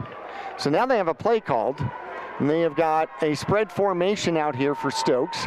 Stokes takes the snap and drops it, and will pick it up and then run with it. He comes to the near side. He has some room, cuts to the inside, and past the 40, and off comes his helmet again. So he's going to have to go out for a play, unfortunately. And Mingus takes the timeout with 11 seconds left to go, but your quarterback's going to have to come out for a play now. Boy, this is, I think, the 3rd game we have seen Stokes' helmet come off, and it comes off at a crucial time for the Marauders as they have just about one or two more chances to throw it into the end zone, or maybe you throw it to the sidelines near the 20 or 15 and try a field goal, but they're going to have to do it without Stokes. So Mingus is going to take their timeout here. We're going to leave it. Now, Walsworth from the freshman-sophomore squad is actually on the varsity dressed out here tonight. Now, he led the Mingus Marauders on Wednesday night to a 68-14 victory over the Flagstaff Eagles. Might his first varsity play come in this kind of a situation with 11 seconds left to go in half number 1. Mingus used their last timeout on this play. Now, I don't know if by using the timeout, then they actually get Stokes back into the game. That might be. Yeah, that I'm not sure of either, but boy, Jackie, I mean, that's just a great call. Walsworth, hey, who knows if Stokes can't come back in, maybe we will see the youngster hop in and try to throw something. I would think you have to go towards the sidelines here. You cannot throw or run the ball in the middle of the field here. You've got to go towards the sidelines, and you got to have, awareness out there. You got to know that you have to get right out of bounds. That way you can either get a field goal off or another shot at the end zone. So the Flagstaff Eagles backing up. They're going into a prevent defense. They're going into an aerial defense. 5 defensive backs out there. So obviously the Mingus Marauders could do a quick throw and pick up some yardage, but 11 seconds left to go is not a lot of time for the Mingus Marauders. Choate looking to snap the ball. There's the snap, and it is going to be Walsworth. Walsworth throws the ball downfield, and he throws it somewhat short, gets hit in the process, takes 5 seconds off of the play. Walsworth does get a snap for varsity, and he was expecting somebody to tail off and curve off. Both of the receivers went downfield, so there was nobody where he was looking to throw the ball. Yeah, really good call, and that's a nice job by Walsworth. Young man, that's the right play to make. I mean, Flagstaff's DBs were backed up. The Marauders wide receivers, by the time they got to the DBs, it's too late. I mean, Walsworth's got pressure, so nice job by the young man just to throw it out of bounds, and now we get Stokes coming back in. What could be the final play, you got 2 receivers to the near side, 2 receivers to the top side. Stokes is in shotgun, takes the snap, and the whistle is blown.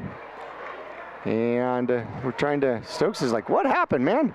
We were all ready for this. Looks like a flag might be delay of game. Ooh, really? That's going to hurt. So that backs up the Mingus Marauders. That is rather untimely. Delay of game is the official call out there. The 45-yard line, now the line of scrimmage. 5 seconds left to go. I'm not sure how a second comes off on a penalty. 5 seconds left to go in the game. 2nd and 15 from the 45-yard line. Stokes in shotgun, takes the snap, goes to his right, stops, avoids one man, and loses the ball. A fumble out there, tipped away, and a great job stripping him of the ball was Birdno, and Birdno gives the ball back to the Flagstaff Eagles with no time on the clock. Mingus unsuccessful. However, it is going to be a turnover, and I believe that is going to be halftime here for the squad. So it takes away Mingus's opportunity. However, the Flagstaff Eagles do not get a chance, one final chance here in the half number 1. All right, here at halftime, Mingus clinging to a 14-10 lead over the Flagstaff Eagles. They'll get the ball first here in the second half as you see the Marauders walking off here at halftime. We will be back to the NAU Walk-Up Sky Dome after this. All Price Insurance on Main Street in Cottonwood is your local insurance provider for personal and commercial insurance. Call and compare over 150 different insurance companies for home, auto, commercial, RV, motorcycle, boat, or ATV. Specialty insurance and insurance bonds are no problem at All Price Insurance in Cottonwood. When you're looking for a plumber, no matter the job, call D-Best Plumbing. From energy-saving tankless water systems to whatever remodel project you have in mind, from the simple to the exotic, D-Best Plumbing prides themselves on quality workmanship and efficiency. For honest and fair prices and plumbing problems done right the first time, call D-Best Plumbing at 928-567-8755 or find them online at d-bestplumbing.com. The right vehicles, the right people, the right price. Make Jones Ford of Verde Valley the right place to buy. Choose from our new in-stock Ford selection or custom order just the way you want it. Buy pre-owned with peace of mind with Jones Ford's lifetime powertrain warranty at no extra cost. Plus, drive a little, save a lot. Jones Ford is your tax advantage destination. So for the right vehicles at the right price, make the right choice. Jones Ford Verde Valley, family owned and operated for over half a century. Just off I-17 in Camp Verde. Yavapai College has many degree and certificate programs to get you on track to a rewarding, well-paying career in a variety of industries such as healthcare, manufacturing, construction, elementary education, and art. Fall semester starts on August 15th, so there's still time to register. Visit us online today at yc.edu/admission to connect with your future career.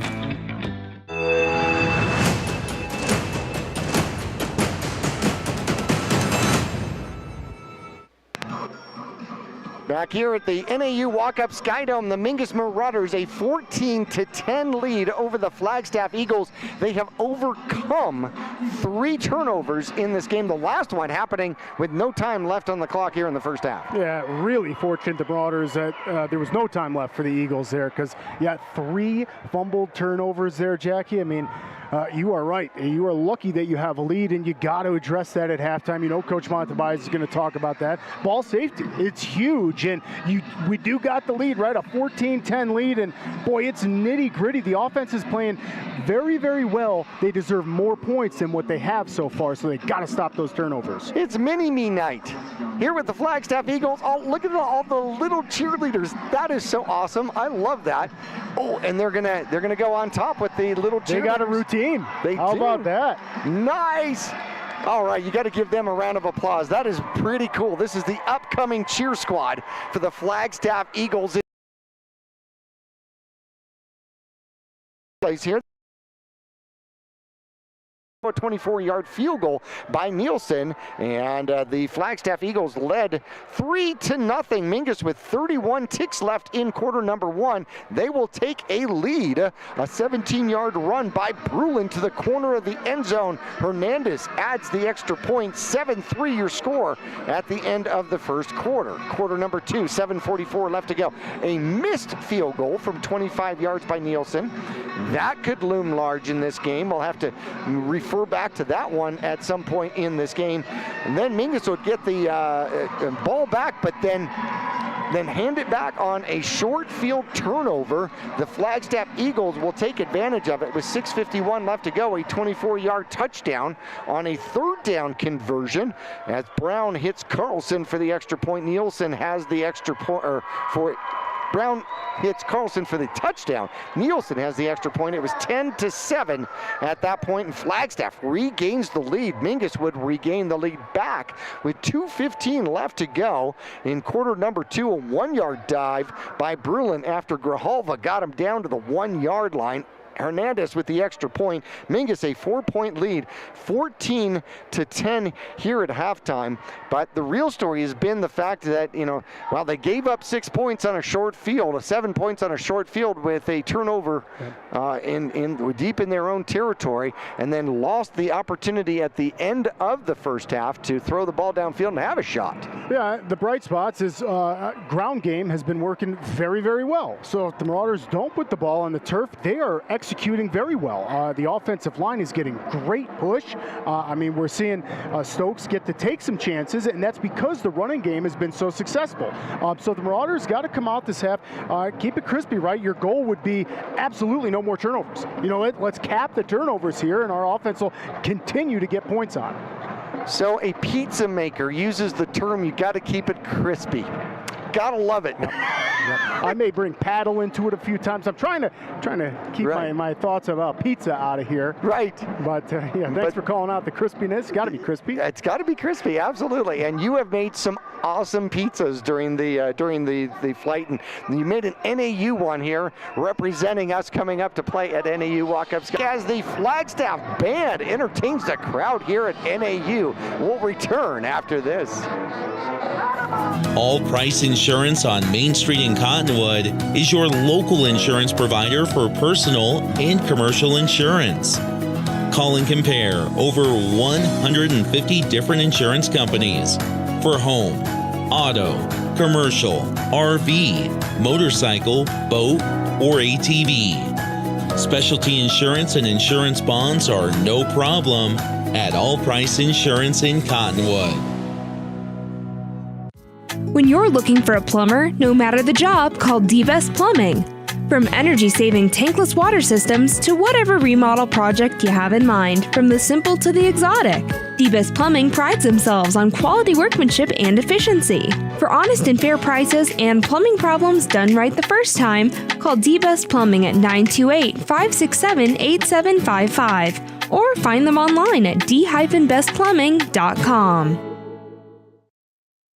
The right vehicles, the right people, the right price. Make Jones Ford of Verde Valley the right place to buy. Choose from our new in-stock Ford selection or custom order just the way you want it. Buy pre-owned with peace of mind with Jones Ford's lifetime powertrain warranty at no extra cost. Plus, drive a little, save a lot. Jones Ford is your tax advantage destination. So, for the right vehicles at the right price, make the right choice. Jones Ford Verde Valley, family owned and operated for over half a century. Just off I-17 in Camp Verde. Yavapai College has many degree and certificate programs to get you on track to a rewarding, well-paying career in a variety of industries such as healthcare, manufacturing, construction, elementary education, and art. Fall semester starts on August 15th, so there's still time to register. Visit us online today at yc.edu/admission to connect with your future career.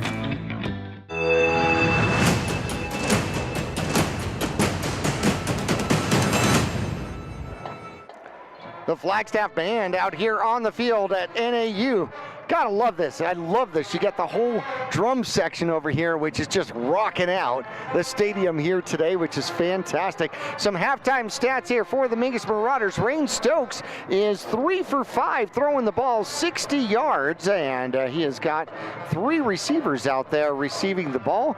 3 different receivers. Bruand had 1 for 26. De La Haye had 1 for 10, and Wallowitz, his first reception for 24 yards out there for the Mingus Marauders. Walsworth gets his first play as a varsity player. He is 0 for 1 throwing the ball. Grijalva on the ground looking very good about having a 4th 100-yard game again, as he's got 80 first half yards on 10 carries. I can even do that math. That's 8 yards a carry. Stokes has got 27 yards on 7 carries. He has been sacked once out there. Unfortunately, we have had some problems keeping a hold of the ball out there. Bruand has 2 touchdowns on the ground, 52 yards on 7 carries. Ralston has 1 carry for 12 yards, and De La Haye has 2 for 5 for the Mingus Marauders. Taking a look at the Flagstaff Eagles, Chase Brown has been efficient. He's got 86 yards in the air, and he is set 8 for 13 in the game. 86 yards, 1 touchdown. An interception. He is 0 for 1. On the ground, Mingus has done a great job. Yards in this game. That is a long ways away from his average. 3 times he's got negative 13 yards out here. Well, Wetzel's been receiving the ball down 20 yards, and so across the board, Eagles on of offense. They've got 10 points on the board. Special teams set them up, and they ended up with the 24-yard field goal. Their own red zone, and so those are. They have not been able to drive the ball. Running back like Wetzel, who's averaging 150 yards a game. Second half, you've got to key in on that. Dude.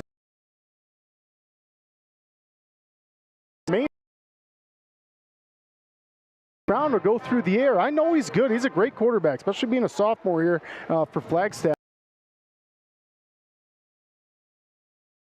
Pressure on him in the backfield and force them to throw the ball. Well, of course, our halftime sponsor is Longfellow Excavating. No job too big nor too small. Longfellow Excavating does it all, from septic and so much more. Quote, that's 928-300-3792. That's 300-3792. We're going to take a break as we watch the Flagstaff band out on the go to second half, keys of the game, see what kind of adjustments we need to make out there. We will return to NAU after this.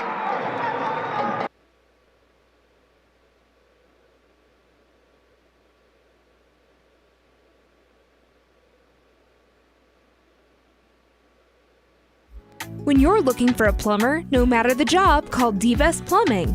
From energy-saving tankless water systems to whatever remodel project you have in mind, from the simple to the exotic, D-Best Plumbing prides themselves on quality workmanship and efficiency.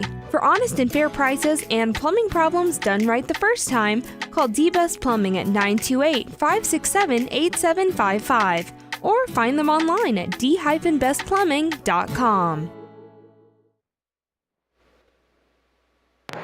Back here at the NAU Walk-Up Sky Dome, and I was actually talking to you during the break, and your pizza references, you boss reference, right? So for hockey, it'd be a nice pass, and Stokes put that up, and boy, that's soft. Pancake blocks could change, right? Blocks. So differences it out here. All right. So yeah, all right. So for you, second half adjustments here. What does Mingus have? Okay. For the Marauders, they're playing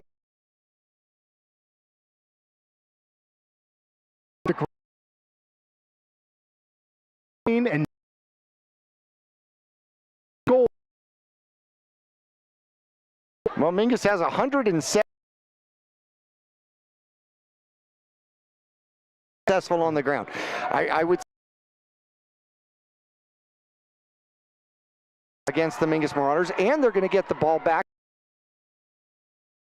Game for the Mingus Marauders is and taking that draw. It's a two-score game, 14-10, an 11-point. Trying to play from a defensive position. When you're out there for the Marauders, you know, you're going to take a little bit more. Yeah, if the Marauders can go down, that's all back here to start the second half. And boy, that would be just a statement drive, really. Over, so that'd be a great start to the second half. Longfellow Excavating, licensed, bonded, and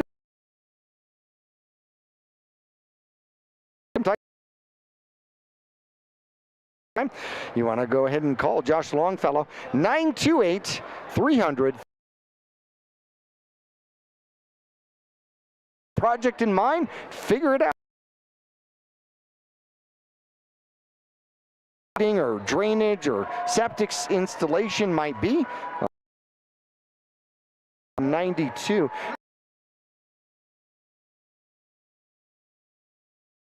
The Flagstaff Eagles here in the second half. Boy, they're going to have to establish a running game. That the Eagles' success has been coming through the air. So, game, right? Because the Marauders are going to start to key in and play towards that passing game a little bit more, since that's where the Eagles are finding the started, and get a few nice running plays in. That way, when you switch it up to a pass, Chase Brown might have a little bit more time, or the DBs weren't, you know, necessarily ready for that. So for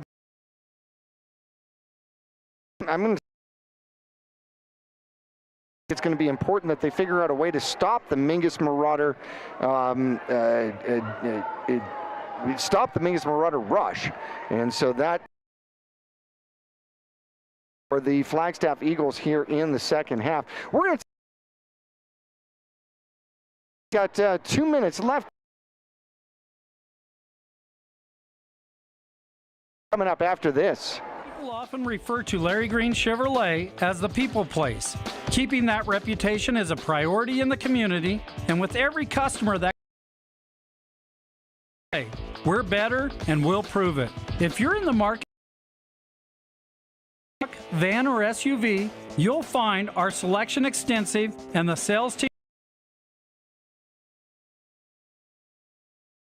260 next to Walmart or LarryGreenChevrolet.com.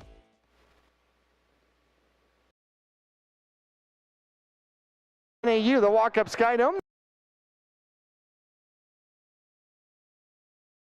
From the kickoff here for the second half.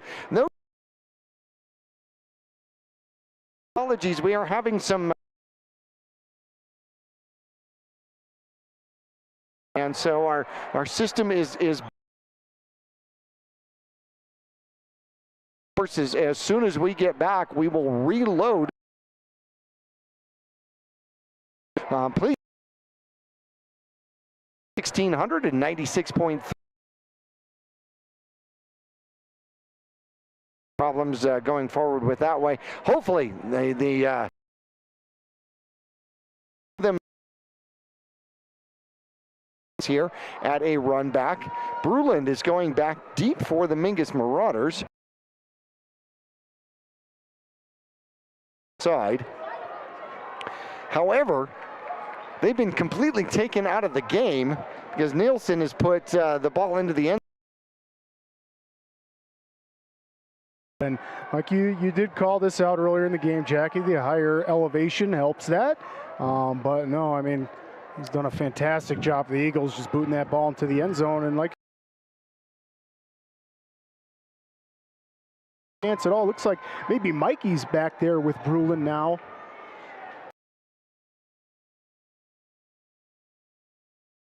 All Price Insurance, as well as D-Best Plumbing, Sun Country Custom Woodworks, and Jones Ford. There's the kickoff. It's going to come to the near side and go out of bounds. Mingus will have decent field.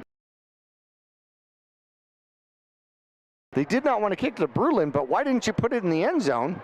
You know what? I think Mingus actually backed up and put their return men somewhere around the 10-yard line, so you couldn't bounce it into the end zone anymore by kicking it over their heads.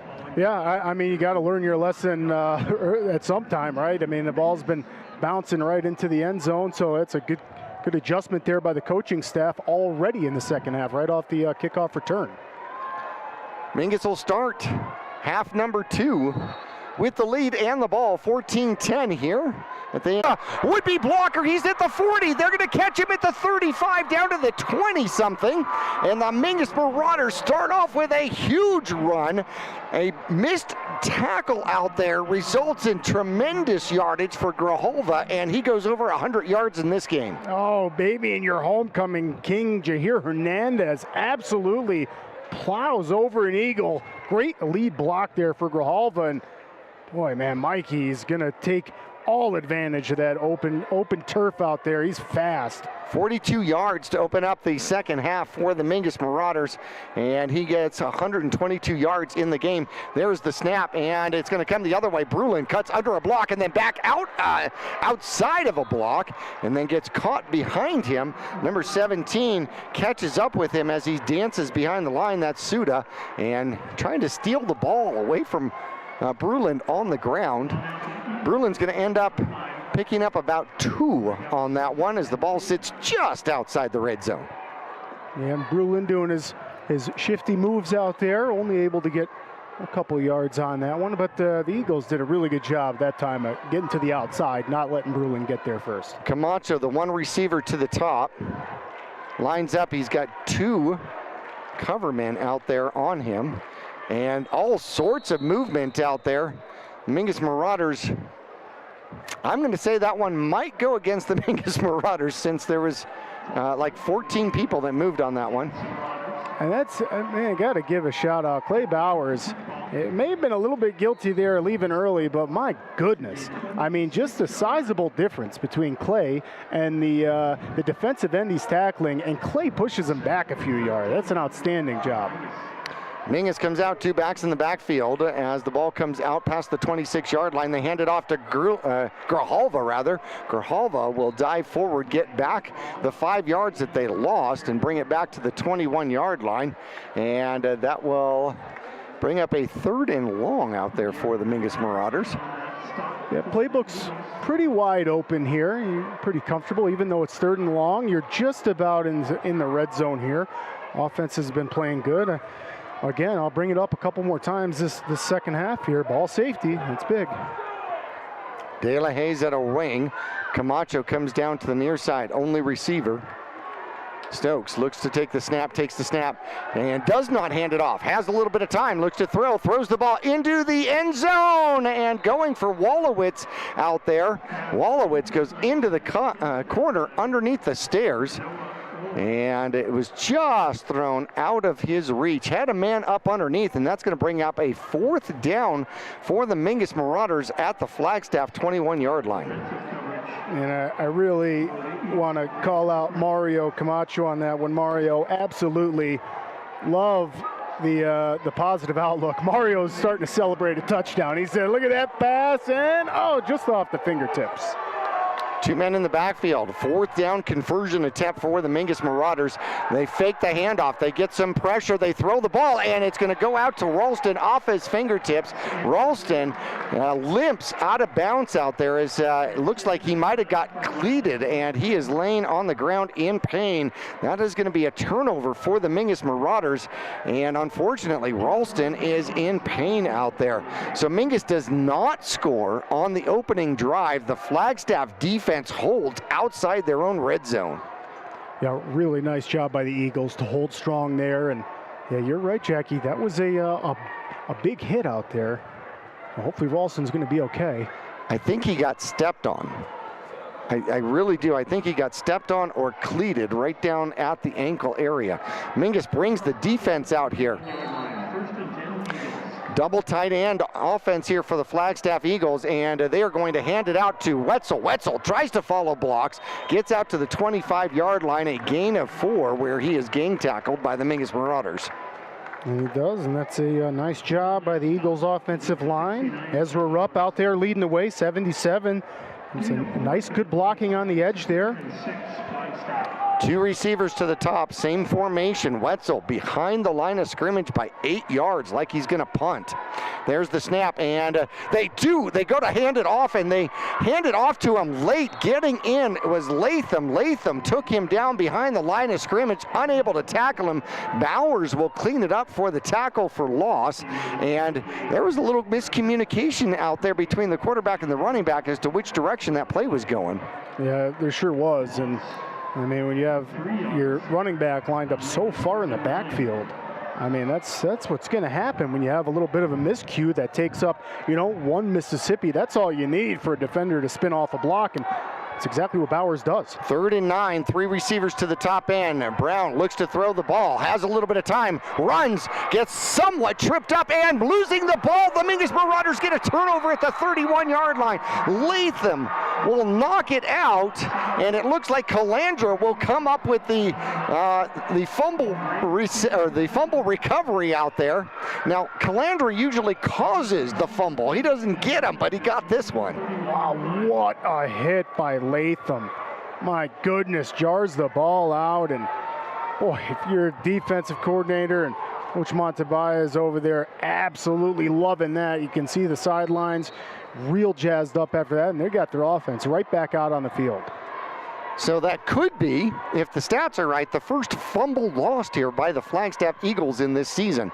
Mingus Marauders Stokes turns around, runs, and he'll pick up good yardage. He's inside the 20. He's still rumbling, stumbling inside the 15. Good yardage by the Mingus Marauder quarterback as he keeps it. And they're going to set the ball at the 14-yard line. He'll pick up 17 on that scamper. Yeah, I really love the trickery there. Montebaia is kind of faking the handoff to one side, and he has his quarterback, Stokes. He's doing a fantastic job of tucking that ball and getting upfield, and Stokes does a wonderful job, just like a running back, following his blockers, having a little bit of patience. Mingus back to the line here, wing formation. Camacho, the only receiver.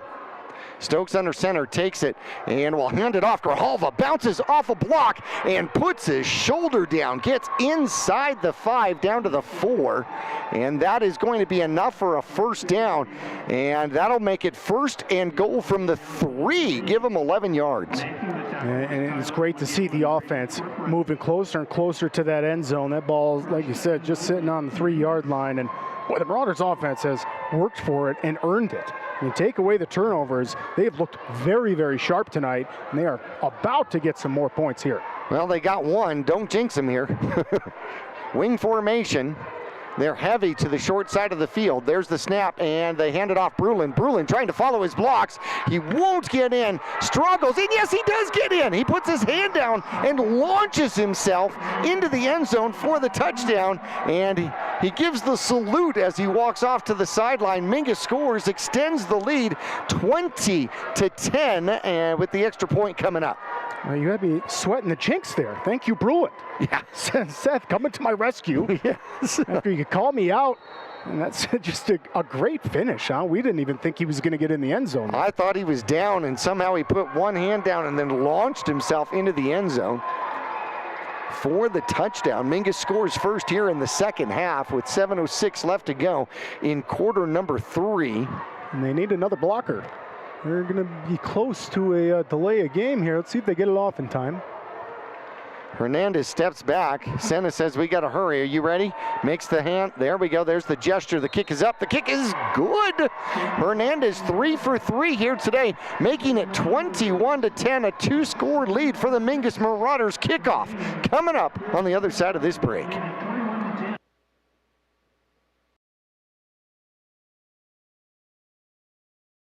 Comprehensive heart program. Choose care close to home. Choose world-class surgeons. Choose Northern Arizona Healthcare. Choose precision. Choose innovation. Choose robotic-assisted knee and hip replacement. Choose Northern Arizona Healthcare. The fumble recovery by Calandra sets up the Mingus Marauders in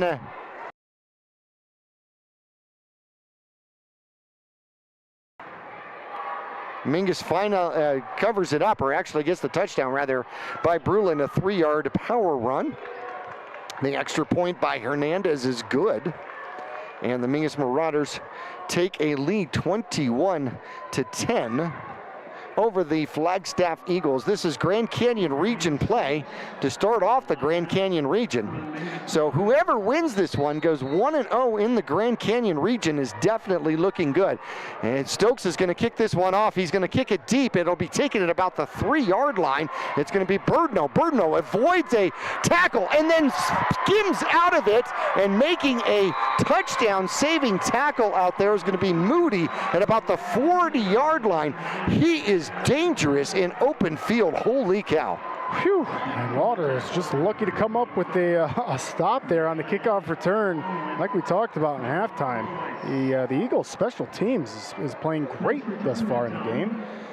Birdno with a tremendous return.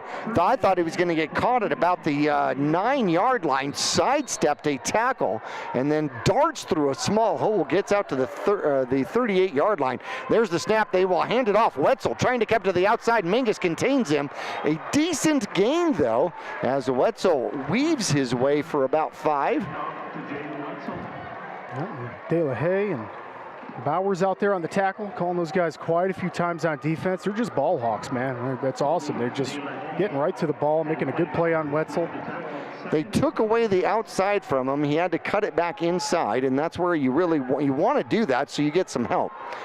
All right, offset is the running back. They will hand it off to Wetzel. Wetzel caught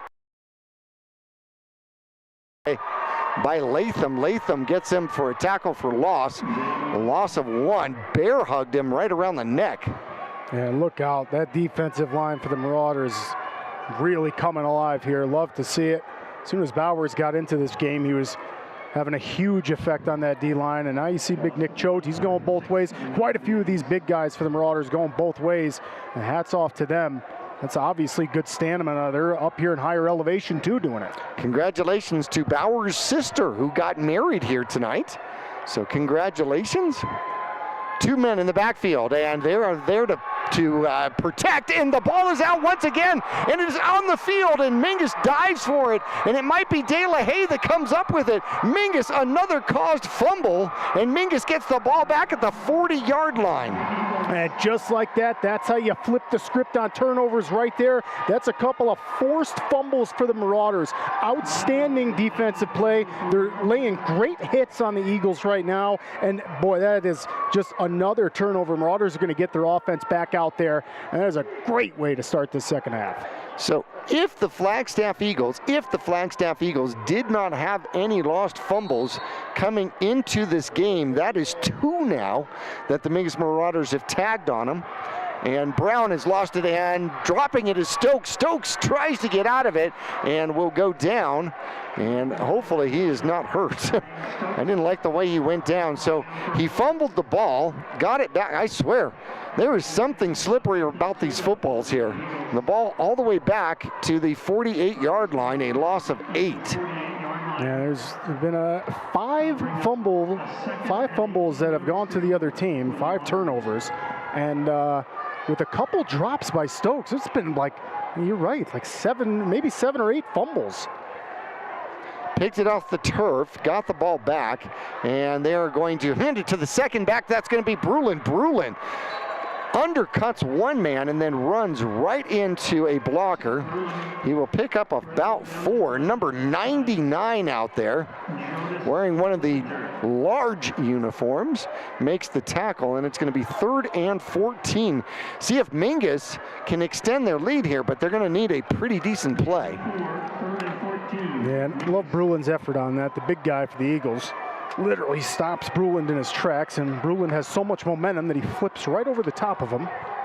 It's an extra yard there. They will hand it off. Good blocking, but better defense. Grijalva gets close to the line of scrimmage. He'll pick up 3, and it's going to be 4th and 11 from the 41-yard. I'd say you go for it. Your offense is playing great.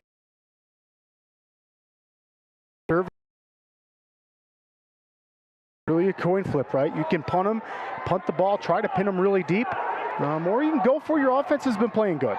Flagstaff crowds that line of scrimmage, 1 safety back. A strange format here, and Mingus is going to punt the ball, and they're going to punt it out of bounds about the 22, 23, 24-yard line. So they're going to pick up 16 yards of field position here and turn the ball over to the Eagles. So the Eagles with a defensive stand, trailing the Mingus Marauders 21-10, 3:34 to go in quarter number 3. Yeah, with as many turnovers as we've seen, Jackie, I'm surprised there's not more points on the board from both teams. A lot of turnovers going on, and that's what the Marauders defense is looking to do right here. 3 receivers out there, 1 back in the backfield.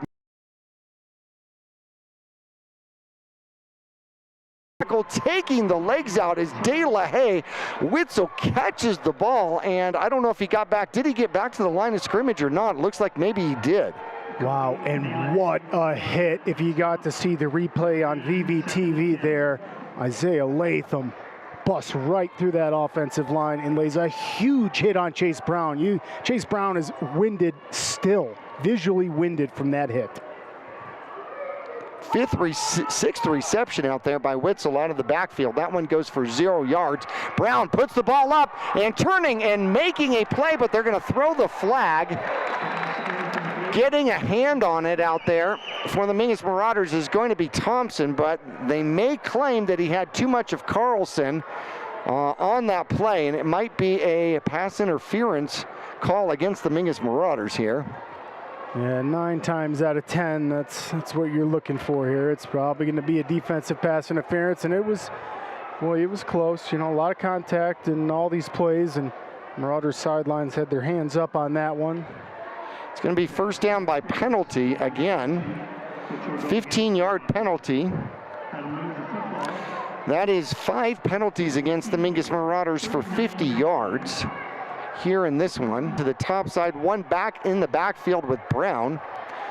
It is 1st and 10, new set of downs here for the Flagstaff Eagles at their own 39-yard line. Brown takes the snap. Gets to the outside.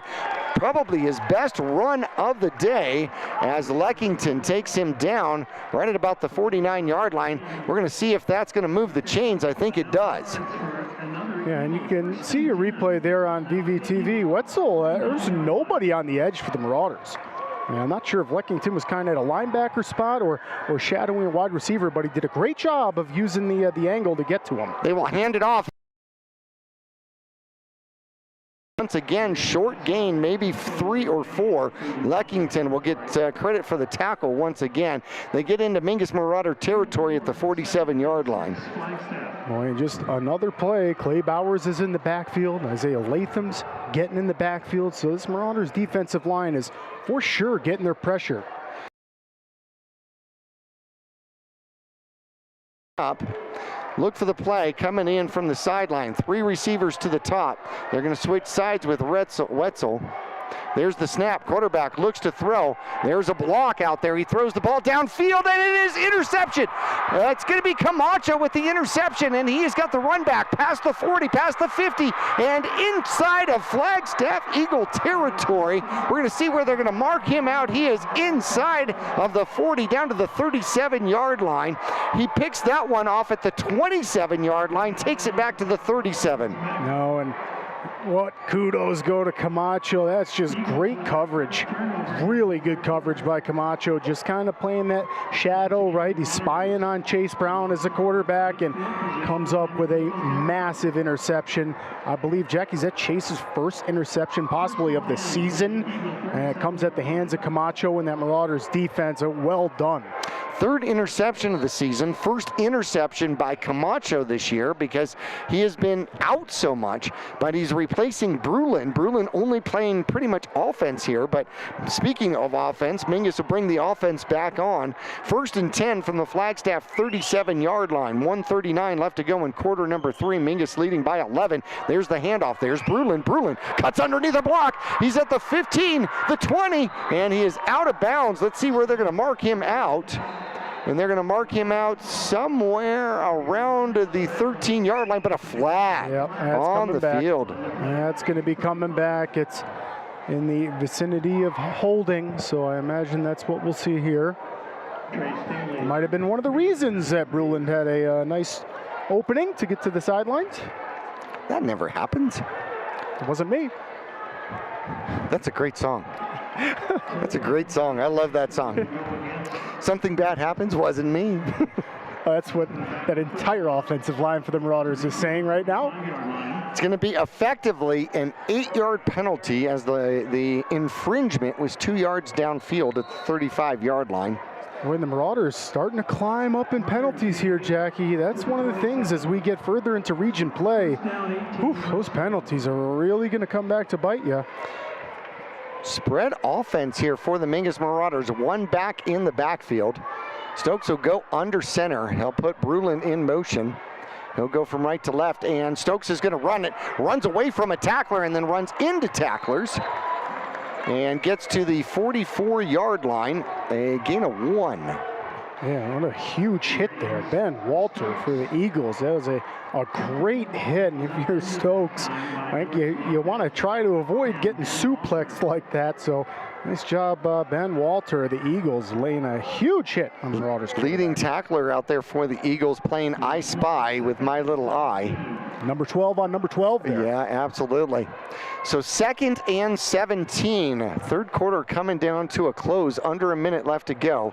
Wing formation, and there is the snap. Fake handoff. Looks to throw. Throws the ball, and it is intercepted out there. And let's see if it's taken back away. No, they're going to give it to the Flagstaff Eagles. And with the interception is going to be number 25. And that's going to be Brady Cochran, the cornerback. The junior gets the ball back for the Flagstaff Eagles.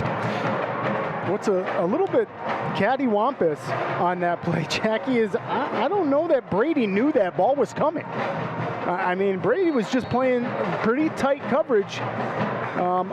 on the Mingus wide receivers, and just Stokes kind of hit Brady in the side, and he turns around and makes the interception. And then the receiver tried to steal it from him. Oh, and that is going to be a conversion on the running back. Witzel gets the ball and runs into a Mingus Marauders sandwich, with Witzel being the cheese and the meat. Yeah, and boy, Bowers and Latham is the meat toppings on that pizza there. They're the big guns in the backfield. That's just a great job. I mean, we've been calling these guys all night. Jordan Watson's in the middle there. You can see on your screen, VVTV, and this defensive line is just playing outstanding as well. Wetzel loses 4. They're going to throw to the near side to number 4, and Leckington gets off a block. A short gain, new receiver out there, and it's going to be a 2-yard gain, which is really almost a pitch to the outside. Leckington's like, yeah, you're going to give some praise to that defensive line. Well, what about me on the edge here? How many times have we called Leckington with an absolutely great athletic tackle? Benton on the reception out there as quarter number 3 comes to a close. Quarter number 4, the 4:48 coming up. Mingus an 11-point lead, 21-10. We're back after this. All Price Insurance on Main Street in Cottonwood is your local insurance provider for personal and commercial insurance. Call and compare over 150 different insurance companies for home, auto, commercial, RV, motorcycle, boat, or ATV. Specialty insurance and insurance bonds are no problem at All Price Insurance in Cottonwood. Call Rick or Scott Stokes at Sun Country Custom Woodworks about cabinets for every purpose and every budget. Sun Country Custom Woodworks can custom build cabinets for your dream kitchen or bath, adding tremendous value to your home. Organize the garage and store stuff right with a call to Sun Country. And ask about money-saving options, including modular cabinet choices. You know, yours may not be from this century. For ideas, start at suncountrywoodworks.com.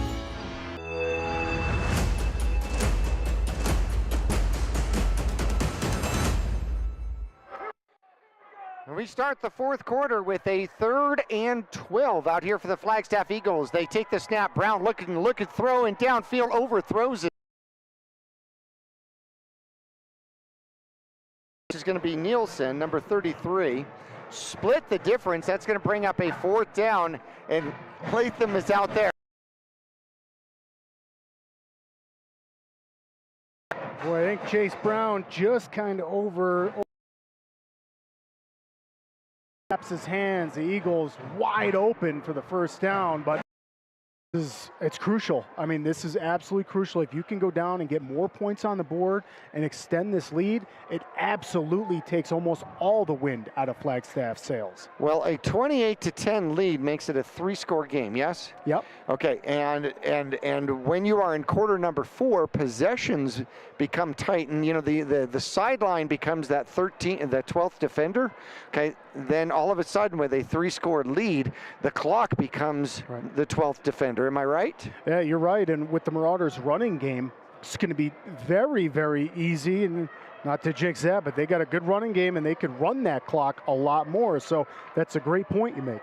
15 yards on the penalty. That's going to put the ball at the 21-yard line of the Mingus Marauders. That's where they're going to start this drive. The good news is that it's 1st and 10, not 1st and 25. Stokes lifts the towel over Choate, and under center takes the snap and holds it and pitches it very late to the outside. And that was a forward pass, actually. And that is going to be a reception out there by Ralston, who was down on the sideline earlier. So I'm glad to see that he is back up. That is going to be a 5-yard reception, as that was a pitch forward. I think that's a shovel pass? Yeah, that would be a shovel pass. Looked like it was going to be a pitch. I've never understood where the shovel is in that pass, but, you know, nonetheless. It's Stokes' right bicep. That's the shovel. That's the shovel? Okay, perfect. Back at the line, wing formation out there for the Mingus Marauders. They hand it off. It's going to be Bruand. Bruand tries the right side, finds a lane, keeps his legs, and still goes forward. Picks up the first down out to the 35-yard line, gets 9 yards, and moves the chains for the Mingus Marauders. And just another great job by the wide receivers coming up with huge blocks. You can see De La Haye on that play on your instant replay, absolutely holding his block until the very end of the play. And that's just outstanding work ethic from the young man out there. And that's what's going to get your team first downs. And one of your keys for Flagstaff, Jackie, was that Flagstaff has to somehow find an answer for this running game of the Marauders. And so far, they have not found it. Marauders moving the chains and getting that clock going. 176 yards in the first half, now up to 265 yards, almost 100 yards in half number 2. And there is the handoff, cutting up underneath the block is Bruand. Bruand jumps over a would-be tackler and then cuts back inside, has another first down near midfield out to the 48-yard line. 13 more yards as he weaves and bobs his way through the defense. Speaking of weaving and bobbing at least, Verde River Days comes up Saturday out at Dead Horse State Park. They have stocked the lagoon. Free fishing out there, and free fishing, they'll give you the poles, the bait, and everything. Bring the kids out for a tremendous experience, and hopefully you go home with a fish. Yeah, nice weather. It's finally starting to cool up, especially here in northern Arizona. Beautiful opportunity. Mingus Marauders at their own 48-yard line. They will hand it off. It is going to be Machado. Machado has Latham out in front of him, cuts up underneath, follows the big man well, and picks up a great yardage, maybe about 8 yards on that first down carry. Man, that's, music to the offense's ears right there. That's how you keep the clock running. Your running game has been very, very successful all night long. And no reason to stop that, but if you did want to take a chance through the air, you're going to have it because your running game has just been so strong. 9 yards on that one. First touch by Machado. Had great blocking out in front of him. Stokes takes it, hands it to the first man through, and it's going to be Grijalva. Grijalva's in a race. He's at the 20. He's at the 10, the 5, to the quarter. He wins the race. No flags on the field, and it is going to be a 43-yard touchdown breakaway by Grijalva, and they almost got him in the backfield, and once they didn't, that was a major no-no. Nobody was behind him. Yeah, you're not going to catch Mikey Grijalva. What a speedster. And just, really, this is deservedly so for this Marauders offense. Hey, they're working hard and playing so well right now. And Grijalva able to take that into the end zone and get his Marauders some more points on the board. And this is going to give the Marauders a big lead, 3-score lead here in the fourth. 9:03 left to go in the game. And the Mingus Marauders do extend the score to 27-10. And Mingus is going to have to take a timeout as they have a personnel issue out on the field. We're going to take a quick break with them. Extra point coming up right after this. For 30 years, Roxu screen printers have provided Northern Arizona with clean, crisp, quality screen printing. They work with you to make the right choices in creating the right artwork and message to put forth your best image. Choose from brand name products and even fashion-forward designs, including caps, tees, sweatshirts, polos, and jackets. Make Roxu your choice for work and sports uniforms, workwear, resort wear, and more. Find out more at rokzootees.com. Roxu screen printers in Cottonwood, where clothing comes to rock. And you hear the band and the drums going, rolling, thump, thump, thump. Here at NAU, the walk-up Sky Dome. Mingus Marauders extend the lead to 27-10 with 9:03 left to go in the game. And we're going to see if they're going to set up for an extra point or if they're going to go for 2 out here. And it looks like the Mingus Marauders are actually going to set up to go for 2. Yeah, they sure do look like it. And the timeout by Montebias, he wanted to make sure he had the right personnel out there. You got Senna and Grijalva in the backfield. Stokes is under center. There's the snap. They're going to give it to Senna. Senna follows his blocks into the end zone. There's the 2-point conversion. A little power run to the left, and the Mingus Marauders tack on 2 to make it 29-10, and that most definitely makes it a 3-score game. And that's going to give the Marauders just so much momentum now. And defensively, you can take a little bit more risk out there. You can try to blitz a little bit more. It just makes it an easier game for the Marauders. And Flagstaff's got a little bit of a hole here. And like you said, we talked about in the halftime show, the Eagles just not able to stop the running game right now for the Marauders. Mingus trying to tie it up. 2-2 in the last 4 games with the Flagstaff Eagles here. And take a 1-0 lead here in the Grand Canyon region. That will make this team 4-2, 3-2 in 4A play, 4-2 overall, and 1-0 in the Grand Canyon region. Next week coming up, whew, got to be on the road to Bradshaw to take on the Bears. Stokes kicks off. He puts that one down to about the 6-yard line. That is returnable. And the Flagstaff Eagles have been dangerous on their returns. And getting around the corner is Birdno. Birdno runs into a Mingus Marauder tackler, and hanging on for the tackle out there is going to be number 44 for the Mingus Marauders. He gets his first tackle of the game. That is Matthew Rodriguez. Nice job by Rodriguez to get off his block at the end and make the tackle, because, boy, like you said, this is just the special teams for the Eagles. Very, very good. I mean, they execute very well. They're getting good blocks. Starting in the late 1920s, Grandpa Gettle and his brothers laid the groundwork for what would become a family legacy. Almost 100 years and 100. The 6-yard line, brought it back to the 43-yard line. Brown is back, looks to run. Now he's going to have to run, and Latham will take him down. A sack for the big man, and the ball back to the 35-yard line. A loss of another 9 yards. Boy, and that's just Isaiah Latham is an absolute animal on that defensive line, and he's just able to penetrate in the backfield, and that's just a scary look for Chase Brown. I mean, I would not want to see Isaiah Latham running up to me. Mingus Marauders with a big sack, a run now by Wetzel. Wetzel will slither through for maybe a little as he gets up to the 37-yard line. Give him 2. Yep, Clay Bowers again getting shifty in there and finding a way to make the tackle. He's having another outstanding game. So the Mingus Marauders have done very well against both Wetzel and Brown. Brown is back to throw. Sidesteps, gets in trouble, looks for some blocks out there, and he'll get taken down again. And that is an Eagle sandwich out there. Hernandez on one side, Latham on the other, and another huge sack out there all the way back to the 25-yard line. And they were at the 37. That is going to be a sack of 12 yards and the 5th sack of the game out here for the Mingus Marauders. Boy, and that's just such great pressure. And again, Latham and Hernandez, 2 of the big guys for the Marauders, coming down, and like you said, an Eagle sandwich. Sourdough bread. All right, there's the snap, high snap. The punt is off, and it is going to be returnable. Camacho takes it at the 42-yard line, reverses position, looks for a block, and gets taken down at about the 41-yard line, right about where he caught it. We're going to see if they're going to mark it back at the 40. Camacho's going, hey, can you give me forward progress up to like the 44? And that's not spin move.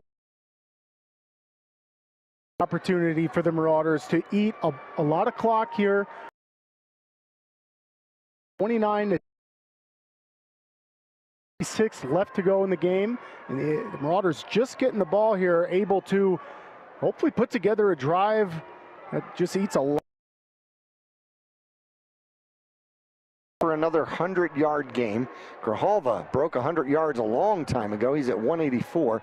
There's the snap. There's Grijalva. Grijalva grinds his way forward and follows Power. Picks up good yardage. At least 6, maybe 7 out there as he gets up past the 45 to the 47. Yeah, just following the script there. That's a great running play, and that's going to get the clock going. 6:38 as that becomes a defensive player for the Mingus Marauders, the clock that is, and that is not a good sign. Grijalva getting help out and off the field out there as he does not come out on his own power, and he is walking a little bit ginger on that sideline. That is not what we need for the Mingus Marauders. Hopefully he's going to be okay. I mean, he got up, and I think he told his big guy, Nick Choate, out there, hey, I need a little bit of help here, and your teammates. Stokes is under center. Mingus has one receiver to the near side, one tight end to the near side, and they will hand it off. And driving forward should be enough for a first down. I think out there is going to be Bruand. No, it's going to be short. They mark him down at the 49-yard line. He's got to get to the 50. So he picks up 2. Great momentum, and that's the momentum Marauders need. That offensive line just getting a good enough push to keep the ball moving. 3rd and short. 3rd and short, and indeed 3rd and 1. Got to make it to midfield, and scampering away and through is going to be Senna. Senna picks up the first down and gets down to the 40-yard line. Needed 1, got 11.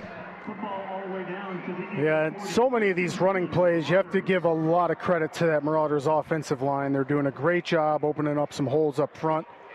And, I mean, Senna goes down. I know we didn't break it, but that's still just such a fantastic play to keep the clock going, moving downfield. That was a trap, right? Yeah, right up the middle. Right up the middle. That's where your fullback gets it, and it is a quick hitter. Quick trap by the Mingus Marauders. Gets a first down and 11 there at the 40-yard line of the Flagstaff Eagles with a lead 29-10. Second man with the ball, and that's going to be Senna. Senna not quite as successful this time. Picks up 1 or 2. Yep. That's okay, because that's going to eat some clock, which is exactly what the Marauders are trying to do and try to wrap this game up here in the Dome with a victory. First game in the region, it's huge. Like we mentioned in the halftime show, first team you play in the region, you start out 1-0. I mean, you're only looking up from there. And I know next week we got a huge test in a playoff-built Bradshaw team. Yep, I'll tell you, Bradshaw has impressed me. They look like a Final Four team. There's the snap and a fake handoff, and Stokes is going to keep it and cuts inside, loses the ball. And we're going to see if they count him down. Nope, they're going to give it to the Flagstaff Eagles. And Stokes fumbles the ball at the Eagles' 36-yard line. Got hit in the back as he was going down.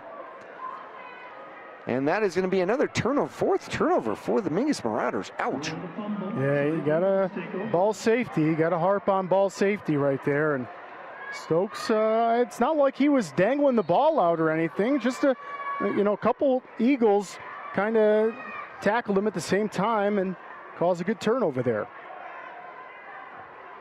Here come the Flagstaff Eagles. Brown is back, puts the ball up, has a man, and it is going to be tackled out there, but a first down, 16 yards on the reception for Carlson, and Machado on the coverage out there. They've tried that play several times, and it has been there. That's the first time they've been successful in completing it, though. Yeah, and Machado's just got to maybe break on that wide receiver just a little bit sooner. I mean, Chase is going to be putting that ball up, and the Eagles down a few scores already. Chase is back again, looks to throw, and the ball is knocked out of his hands, and it is going to be dove on, and it is going to be called an incomplete pass. That is interesting. I thought, I guess maybe his arm was coming forward. I'm not going to judge that one, but it's going to stop the clock with 3:43 left to go. I thought for sure that was a fumble, as that ball came spinning out really weird out of his hand. Yeah, close, and also lucky for the Eagles, it wasn't an interception either, because a couple defensive linemen there licking their chops trying to get an INT. Well, Latham wanted to pick that one up and run. A counter out here. Mingus sniffs it out for a loss of 1. It's the first time we've seen the counter play from Isaiah Zazzoni, and he will lose 1 on the carry out there, bringing up a 3rd and 11. Mingus Marauder defense is playing quite stellar. And more importantly, keeps the clock going. Out of shotgun is Brown. One back in the backfield. Bunch formation to the near side. Goes to the one-on-one, and there's a flag that comes out. There was lots of contact out there. Double covered out there was Carlson. And if that is a pass interference against the Mingus Marauders again, that is going to be 15 yards and an automatic first down. And I love it. Jair Hernandez says, no, that was holding. He held me. But I don't think the Marauders are going to get that call. I think you're right, Jackie. I think that's going to move the Eagles downfield. And, I mean, the Marauders are doing a great job. You just want to get pressure on Chase Brown right now, and that's what the defense has been doing. So the Mingus Marauders have overcome 88 yards in penalties. Wow. And 4 turnovers in the game, I believe. 5 turnovers in the game, and have overcome it and still hold on to a 29-10 lead. Brown hands it off. It's coming the other way, and the counter is going to get tripped up. Machado will trip it up as Zaoni will pick up some. They're going to mark him right at the 30-yard line, a gain of 4.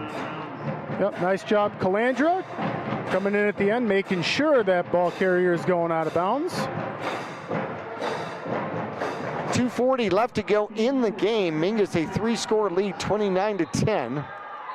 And we will have a timeout. Mingus will take a timeout here. We're going to take a quick break with them. The final 2:36 left to go on the other side of this break. We'll return right after this. I'm Chris. And I'm Tandy, owners of Taylor Waste. We're homegrown in the Verde Valley, and When you're looking for a plumber, no matter the job, call D-Best Plumbing. From energy-saving tankless water systems to whatever remodel project you have in mind, from the simple to the exotic, D-Best Plumbing prides themselves on quality workmanship and efficiency. For honest and fair prices and plumbing problems done right the first time, call D-Best Plumbing at 928-567-8755 or find them online at d-bestplumbing.com.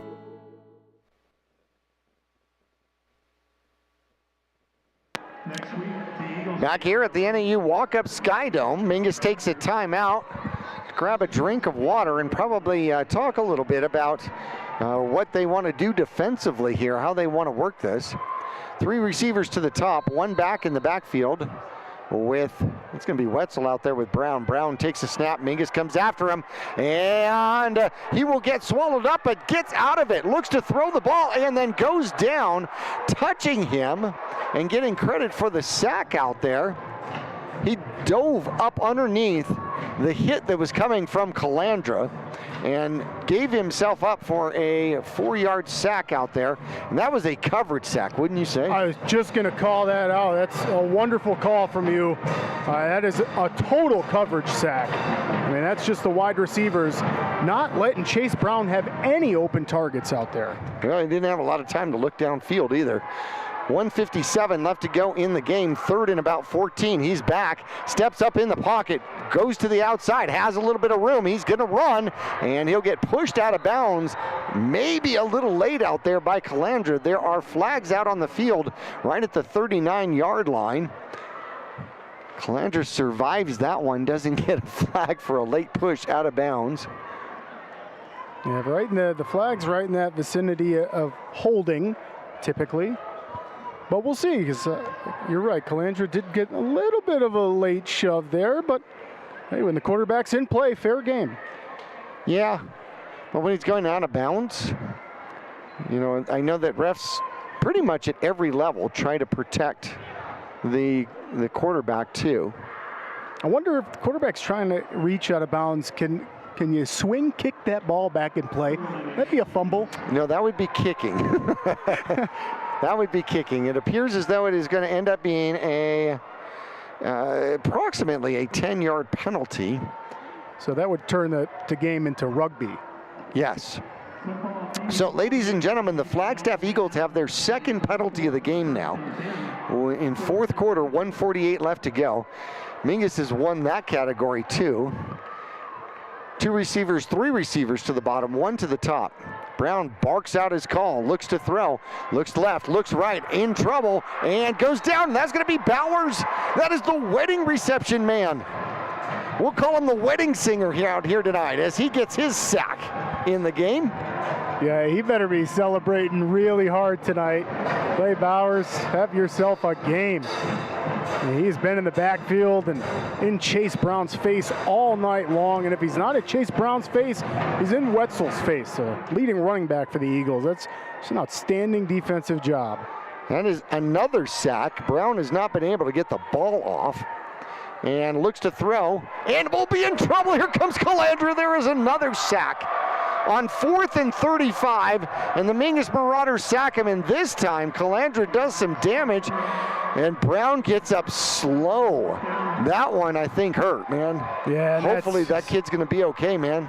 Yeah, quite a few big hits Chase Brown has taken. This Marauders defense, and it's not just in this second half either. First half, the Marauders defense able to lay some big hits on the quarterback, and boy, that's so many tackles for losses and sacks for Marauders defense. And not only are they getting the good plays defensively, but they're laying huge hits on him. And like you just said, hopefully Chase is going to be okay. He's going to shake that off. I think just more frustrated, right, that he didn't get a good play off. Mingus should come out in the victory formation out here. So Chase Brown here in the second half has definitely struggled. Stokes will go under center. With 1:06 left to go, Mingus should be able to kneel on it. They do. So check out the second half here for Chase Brown. He had 86 yards throwing the ball and a touchdown here in the first half. In the second half, he is 2 of 6, 18 yards, 1 interception here in the second half. On the ground, Chase Brown has been punished. 2 fumbles, 2 lost fumbles here in the second half, and then his last 4 touches went for sacks. He's got an interception in there as well. Yeah, that's in the second half, and that should do it for the Mingus Marauders. Less than 30 seconds left to go in this one. We'll keep it here as the time clocks off. Mingus will go 1-0 in the Grand Canyon region as they win this one over the Flagstaff Eagles by a score of 29-10 here at the NAU Walk-Up Skydome. The Flagstaff Eagles go 0-1 in the Grand Canyon region. They go 2-4 on the season. The Mingus Marauders improve their record to 4-2 here in the 2023 season. Latham will lead his group through the handshakes out here at NAU Walk-Up Skydome. We're going to take a break. The Gettles High Desert Mechanical postgame show coming up with all the stats, all the scoring coming up right after this.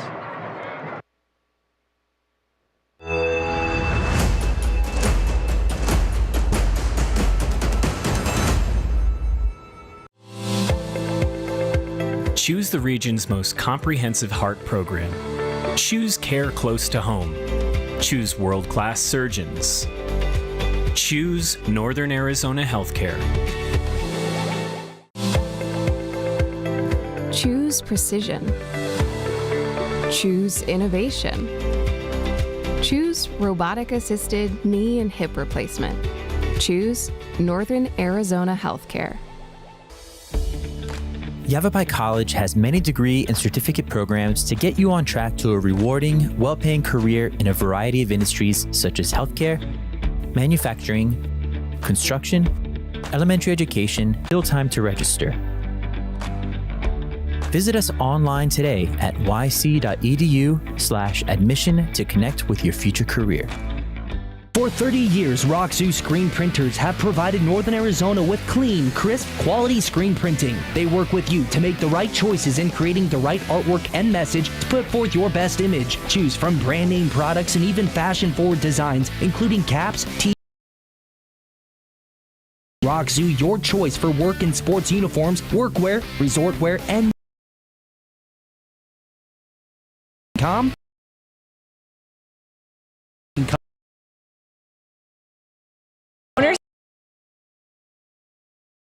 And near To be your first choice garbage service. make the switch to As low as 16.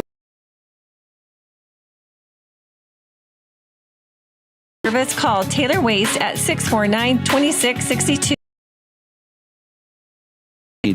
People often refer to Larry Green Chevrolet as the people place. Keeping that reputation is a priority in the community and with every customer that comes through the door. Larry Green Chevrolet, we're better and we'll prove it. If you're in the market for a new or pre-owned car, truck, van, or SUV, you'll find our selection extensive and the sales team professional and courteous. Visit Larry Green Chevrolet just off Highway 260 next to Walmart or LarryGreenChevrolet.com. Back here at the NAU Walk-Up Sky Dome, the Mingus Marauders victorious here tonight by a score of 29-10 over the Flagstaff Eagles. They go 1-0 in the Grand Canyon region. The Eagles, with a phenomenal run back to start off this game, set themselves up inside the Mingus Marauder 30-yard line. Mingus's defense stiffened up, but did give up 3 points in the 24-yard field goal by Nielsen out there, and that was the first of 2 leads that the Flagstaff Eagles would take here in this game. Mingus would recapture the lead or take over the lead for the first time. A 17-yard run by Bruand. That would be his first of 3 here in the game. The extra point by Hernandez was good. Mingus was up 7-0. Second quarter action, a missed 25-yard field goal after Mingus coughs up the ball with a fumble lost, and the score remains 7-3.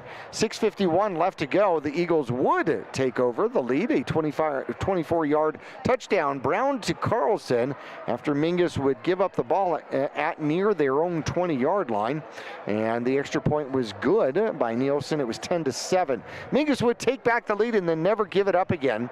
2:15 left to go in the first half. A 1-yard drive by Bruand, his second score of the game, and then 7:06 left to go. A 3-yard power run by Bruand after Mingus gets a turnover.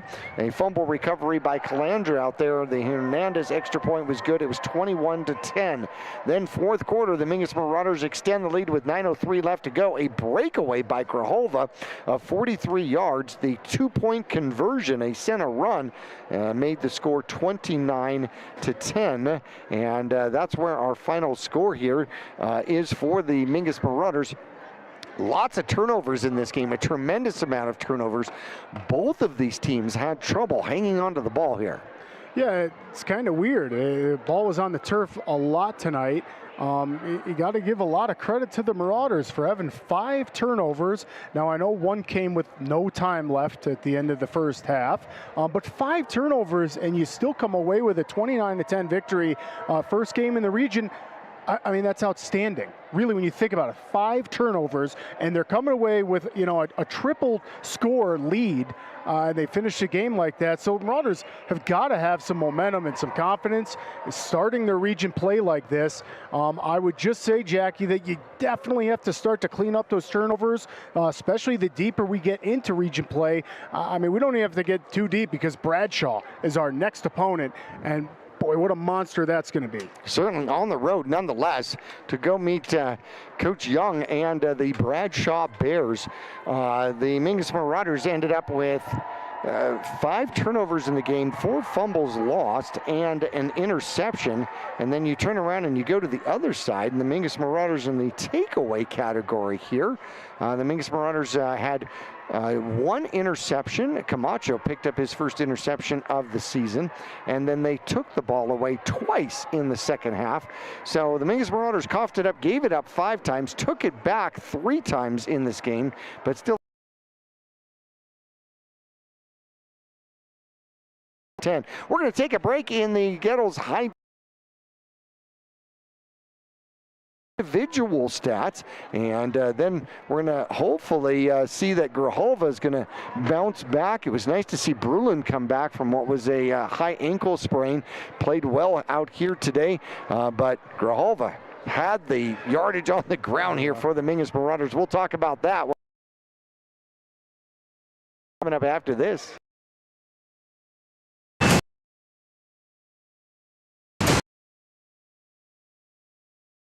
The right vehicles, the right people, the right price. Make Jones Ford of Verde Valley the right place to buy. Choose from our new in-stock Ford selection or buy. Plus, drive a little, save a lot. Jones Ford is your tax advantage destination. So, for the right vehicles at the right price, make the right choice. Jones Ford Verde Valley, family owned and operated for over half a century. Just off I-17 in Camp Verde. I'm Chris. And I'm Tandy, owners of Taylor Waste. We're homegrown in the Verde Valley and nearly your last local choice. We want to be your first choice for residential and small business garbage service. Get a free month service when you make the switch to Taylor Waste. And enjoy monthly service as low as $16 per month. Visit TaylorWaste.com for more information. Or to start service, call Taylor Waste at 649-2662. Taylor Waste, service tailored to your needs. Starting in the late 1920s, Grandpa Gettle and his brothers laid the groundwork for what would become a family legacy. Almost 100 years and 100 patents later, Gettle's High Desert Mechanical continues to raise the bar of quality heating, cooling, and plumbing products and services throughout Yavapai County and Flagstaff. Call Gettle's High Desert Mechanical Heating, Air Conditioning, and Plumbing at 567-2200 or online at goetttlshdm.com. Providing solutions for your comfort. Don't settle. Get Gettle's and go Marauders. Call Rick or Scott Stokes at Sun Country Custom Woodworks about cabinets for every purpose and every budget. Sun Country Custom Woodworks can custom build cabinets for your dream kitchen or bath, adding tremendous value to your home. Organize the garage and store stuff right with a call to Sun Country. And ask about money-saving options, including modular cabinet choices. You know, your cabinets may not be from this century. For ideas, start at suncountrywoodworks.com. Choose the region's most comprehensive heart program. Choose care close to home. Choose world-class surgeons. Choose Northern Arizona Healthcare. Choose precision. Choose innovation. Choose robotic-assisted knee and hip replacement. Choose Northern Arizona Healthcare.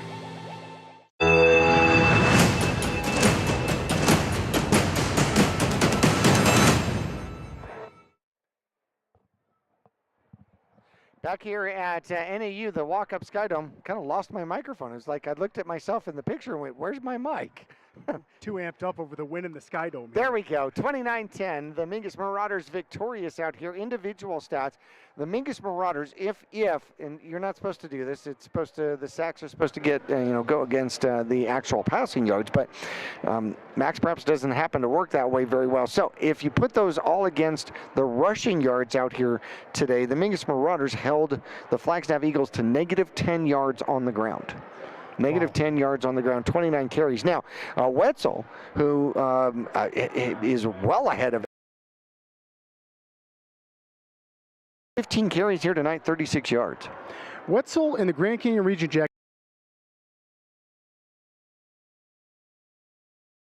almost 300 more yards than the next leading running back, and that's for Lee Williams. For tonight, 760 yards. So, well, I mean, yeah. What a running game. So, hats off to the Marauders defense to absolutely put that fire out. Absolutely. 36 yards on the ground. That is phenomenal. Now, Chase Brown out here ends up with 104 yards in the air, 11 for 18, 1 touchdown, 1 interception, 94 yards of yardage of offense from the line of scrimmage. They actually had more yardage in special teams here tonight, where the Flagstaff Eagles, which played exceptionally well. The special teams played very well for the Flagstaff Eagles squad. Yeah, and I'd say Flagstaff Eagles probably wins that battle. So, I mean, Flagstaff won 1 out of the three ways to play: offense, defense, special teams. Flagstaff won the special teams battle. Mingus just dominated offensively and defensively. That is true. Now, in the air out here, Stokes ends up 4 for 9, 65 yards, and 1 interception. So that's not awful. That is absolutely not awful. He's didn't throw an interception, I think the last 2 games. And it was a great interception. Yeah. It was. I mean, it was not. It wasn't one of those silly interceptions of, oh my gosh, I didn't see the linebacker kind of a thing. He was trying to thread the needle a little bit and just threw it ever so slightly behind his receiver out for the Flagstaff Eagles. On the ground, with an ankle injury and is limping around with ice, and I certainly hope that he is going to be okay. Carries 191 yards, 1 touchdown on the ground here for the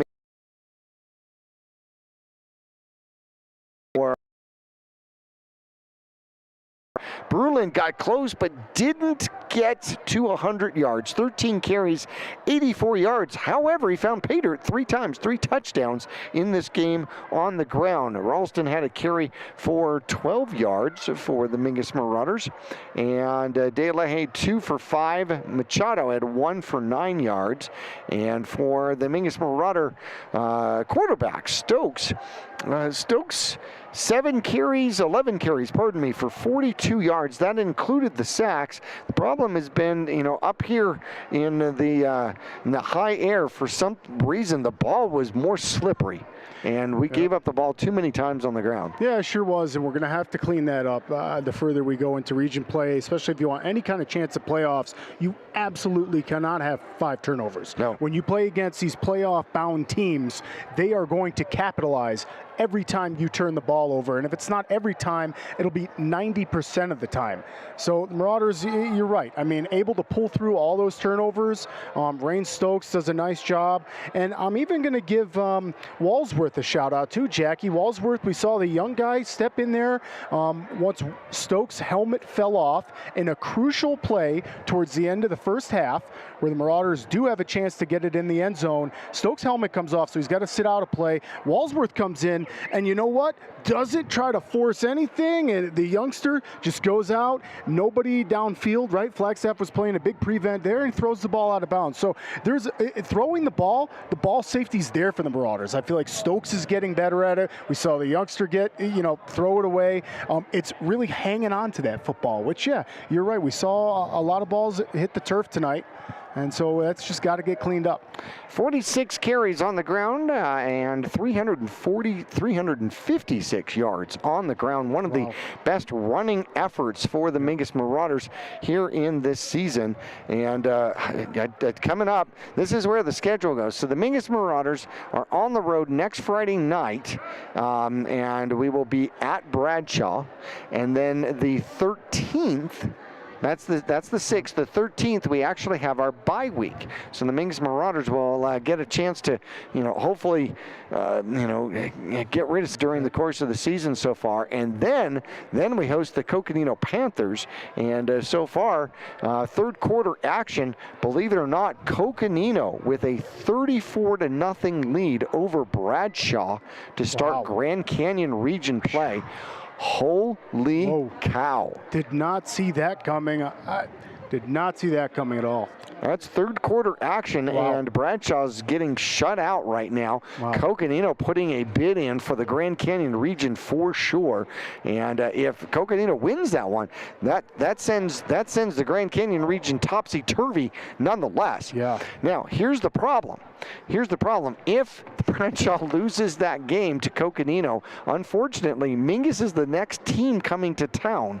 And a Coach Young coached team is going to be looking for fire and brimstone the following week, coming off of that kind of a performance. You bet, and they're not going to have a choice but to come out swinging against the Marauders.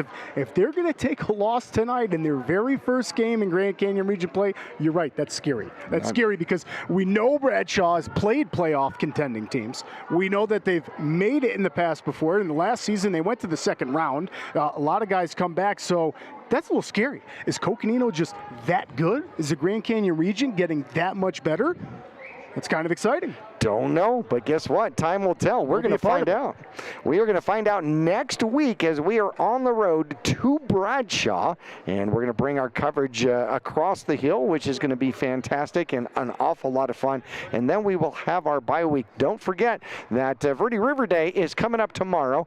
The job fair comes up at the fairgrounds on a Wednesday, 3:30 to 6, 3 o'clock to 6, and that happens to be the same night as National Night Out, which is also going to be at the fairground at the kids park at the fairground. So you're going to have 2 gigantic events going on at the fairground at the same time. That comes up next Wednesday, the 4th of October. And so hopefully you will be out. I will be out tomorrow morning at the Alzheimer's Walk in Prescott. I get to MC that one, which is going to be an awful lot of fun. And so as we close it out here tonight, I want to thank Steve Endicott, Tristan Wright, and Rainey Shower for our camera work out here today. today. Kyle Ward is our producer. For Nick Yatsinko, I'm Jackie Bessler, wishing one and all a phenomenal night from the NAU Walk-Up Skydome. This has been the Post-Game Report, brought to you by Gettles High Desert Mechanical Heating, AC, and Plumbing Specialists, online at GettlesHDM.com. Starting in the late 1920s, Grandpa Gettle and his brothers laid the groundwork for what would become a family legacy. Almost 100 years and 100 patents later, Gettles High Desert Mechanical continues to raise the bar of quality heating, cooling, and plumbing products and services throughout Yavapai County and Flagstaff. Call Gettles High Desert Mechanical Heating, Air Conditioning, and Plumbing at 567-2200 or online at GOETTLSHDM.com. Providing solutions for your comfort. Don't settle. Get Gettles and go Marauders.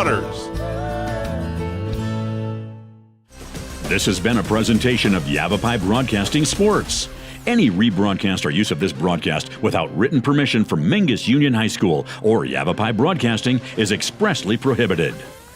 Tonight's Mingus Marauder game has been sponsored in part by Jones Ford Verde Valley, Arizona's best since 1970. State Farm Insurance Agent Jennifer Griffin. Like a good neighbor, State Farm is there. Taylor Waste, service tailored to your needs. Rock Zoo Screen Printing, where clothing comes to rock. Longfellow Excavating, we dig your ideas. Northern Arizona Healthcare Orthopedic and Spine Institutes. Mingus Marauder Football is also brought to you by these fine businesses. Reese's Tire and Automotive Tire Pros, more miles for your money. Larry Green Chevrolet, the people place. All Price Insurance, get your quote. Gettles High Desert Mechanical, don't settle, get Gettles. Tiffany Construction, a reputation for exceptional service and an unwavering commitment to quality. D-Best Plumbing, they believe in getting it right the first time. Sun Country Custom Woodworks, serving all of Northern Arizona with commercial and residential custom cabinets. And Yavapai College, you can, we can, together. Stay tuned for the next Mingus football game on KYBC AM 1600 and 96.3 FM. Or go to the Verde Valley TV channel on YouTube to watch this and other Mingus games on demand.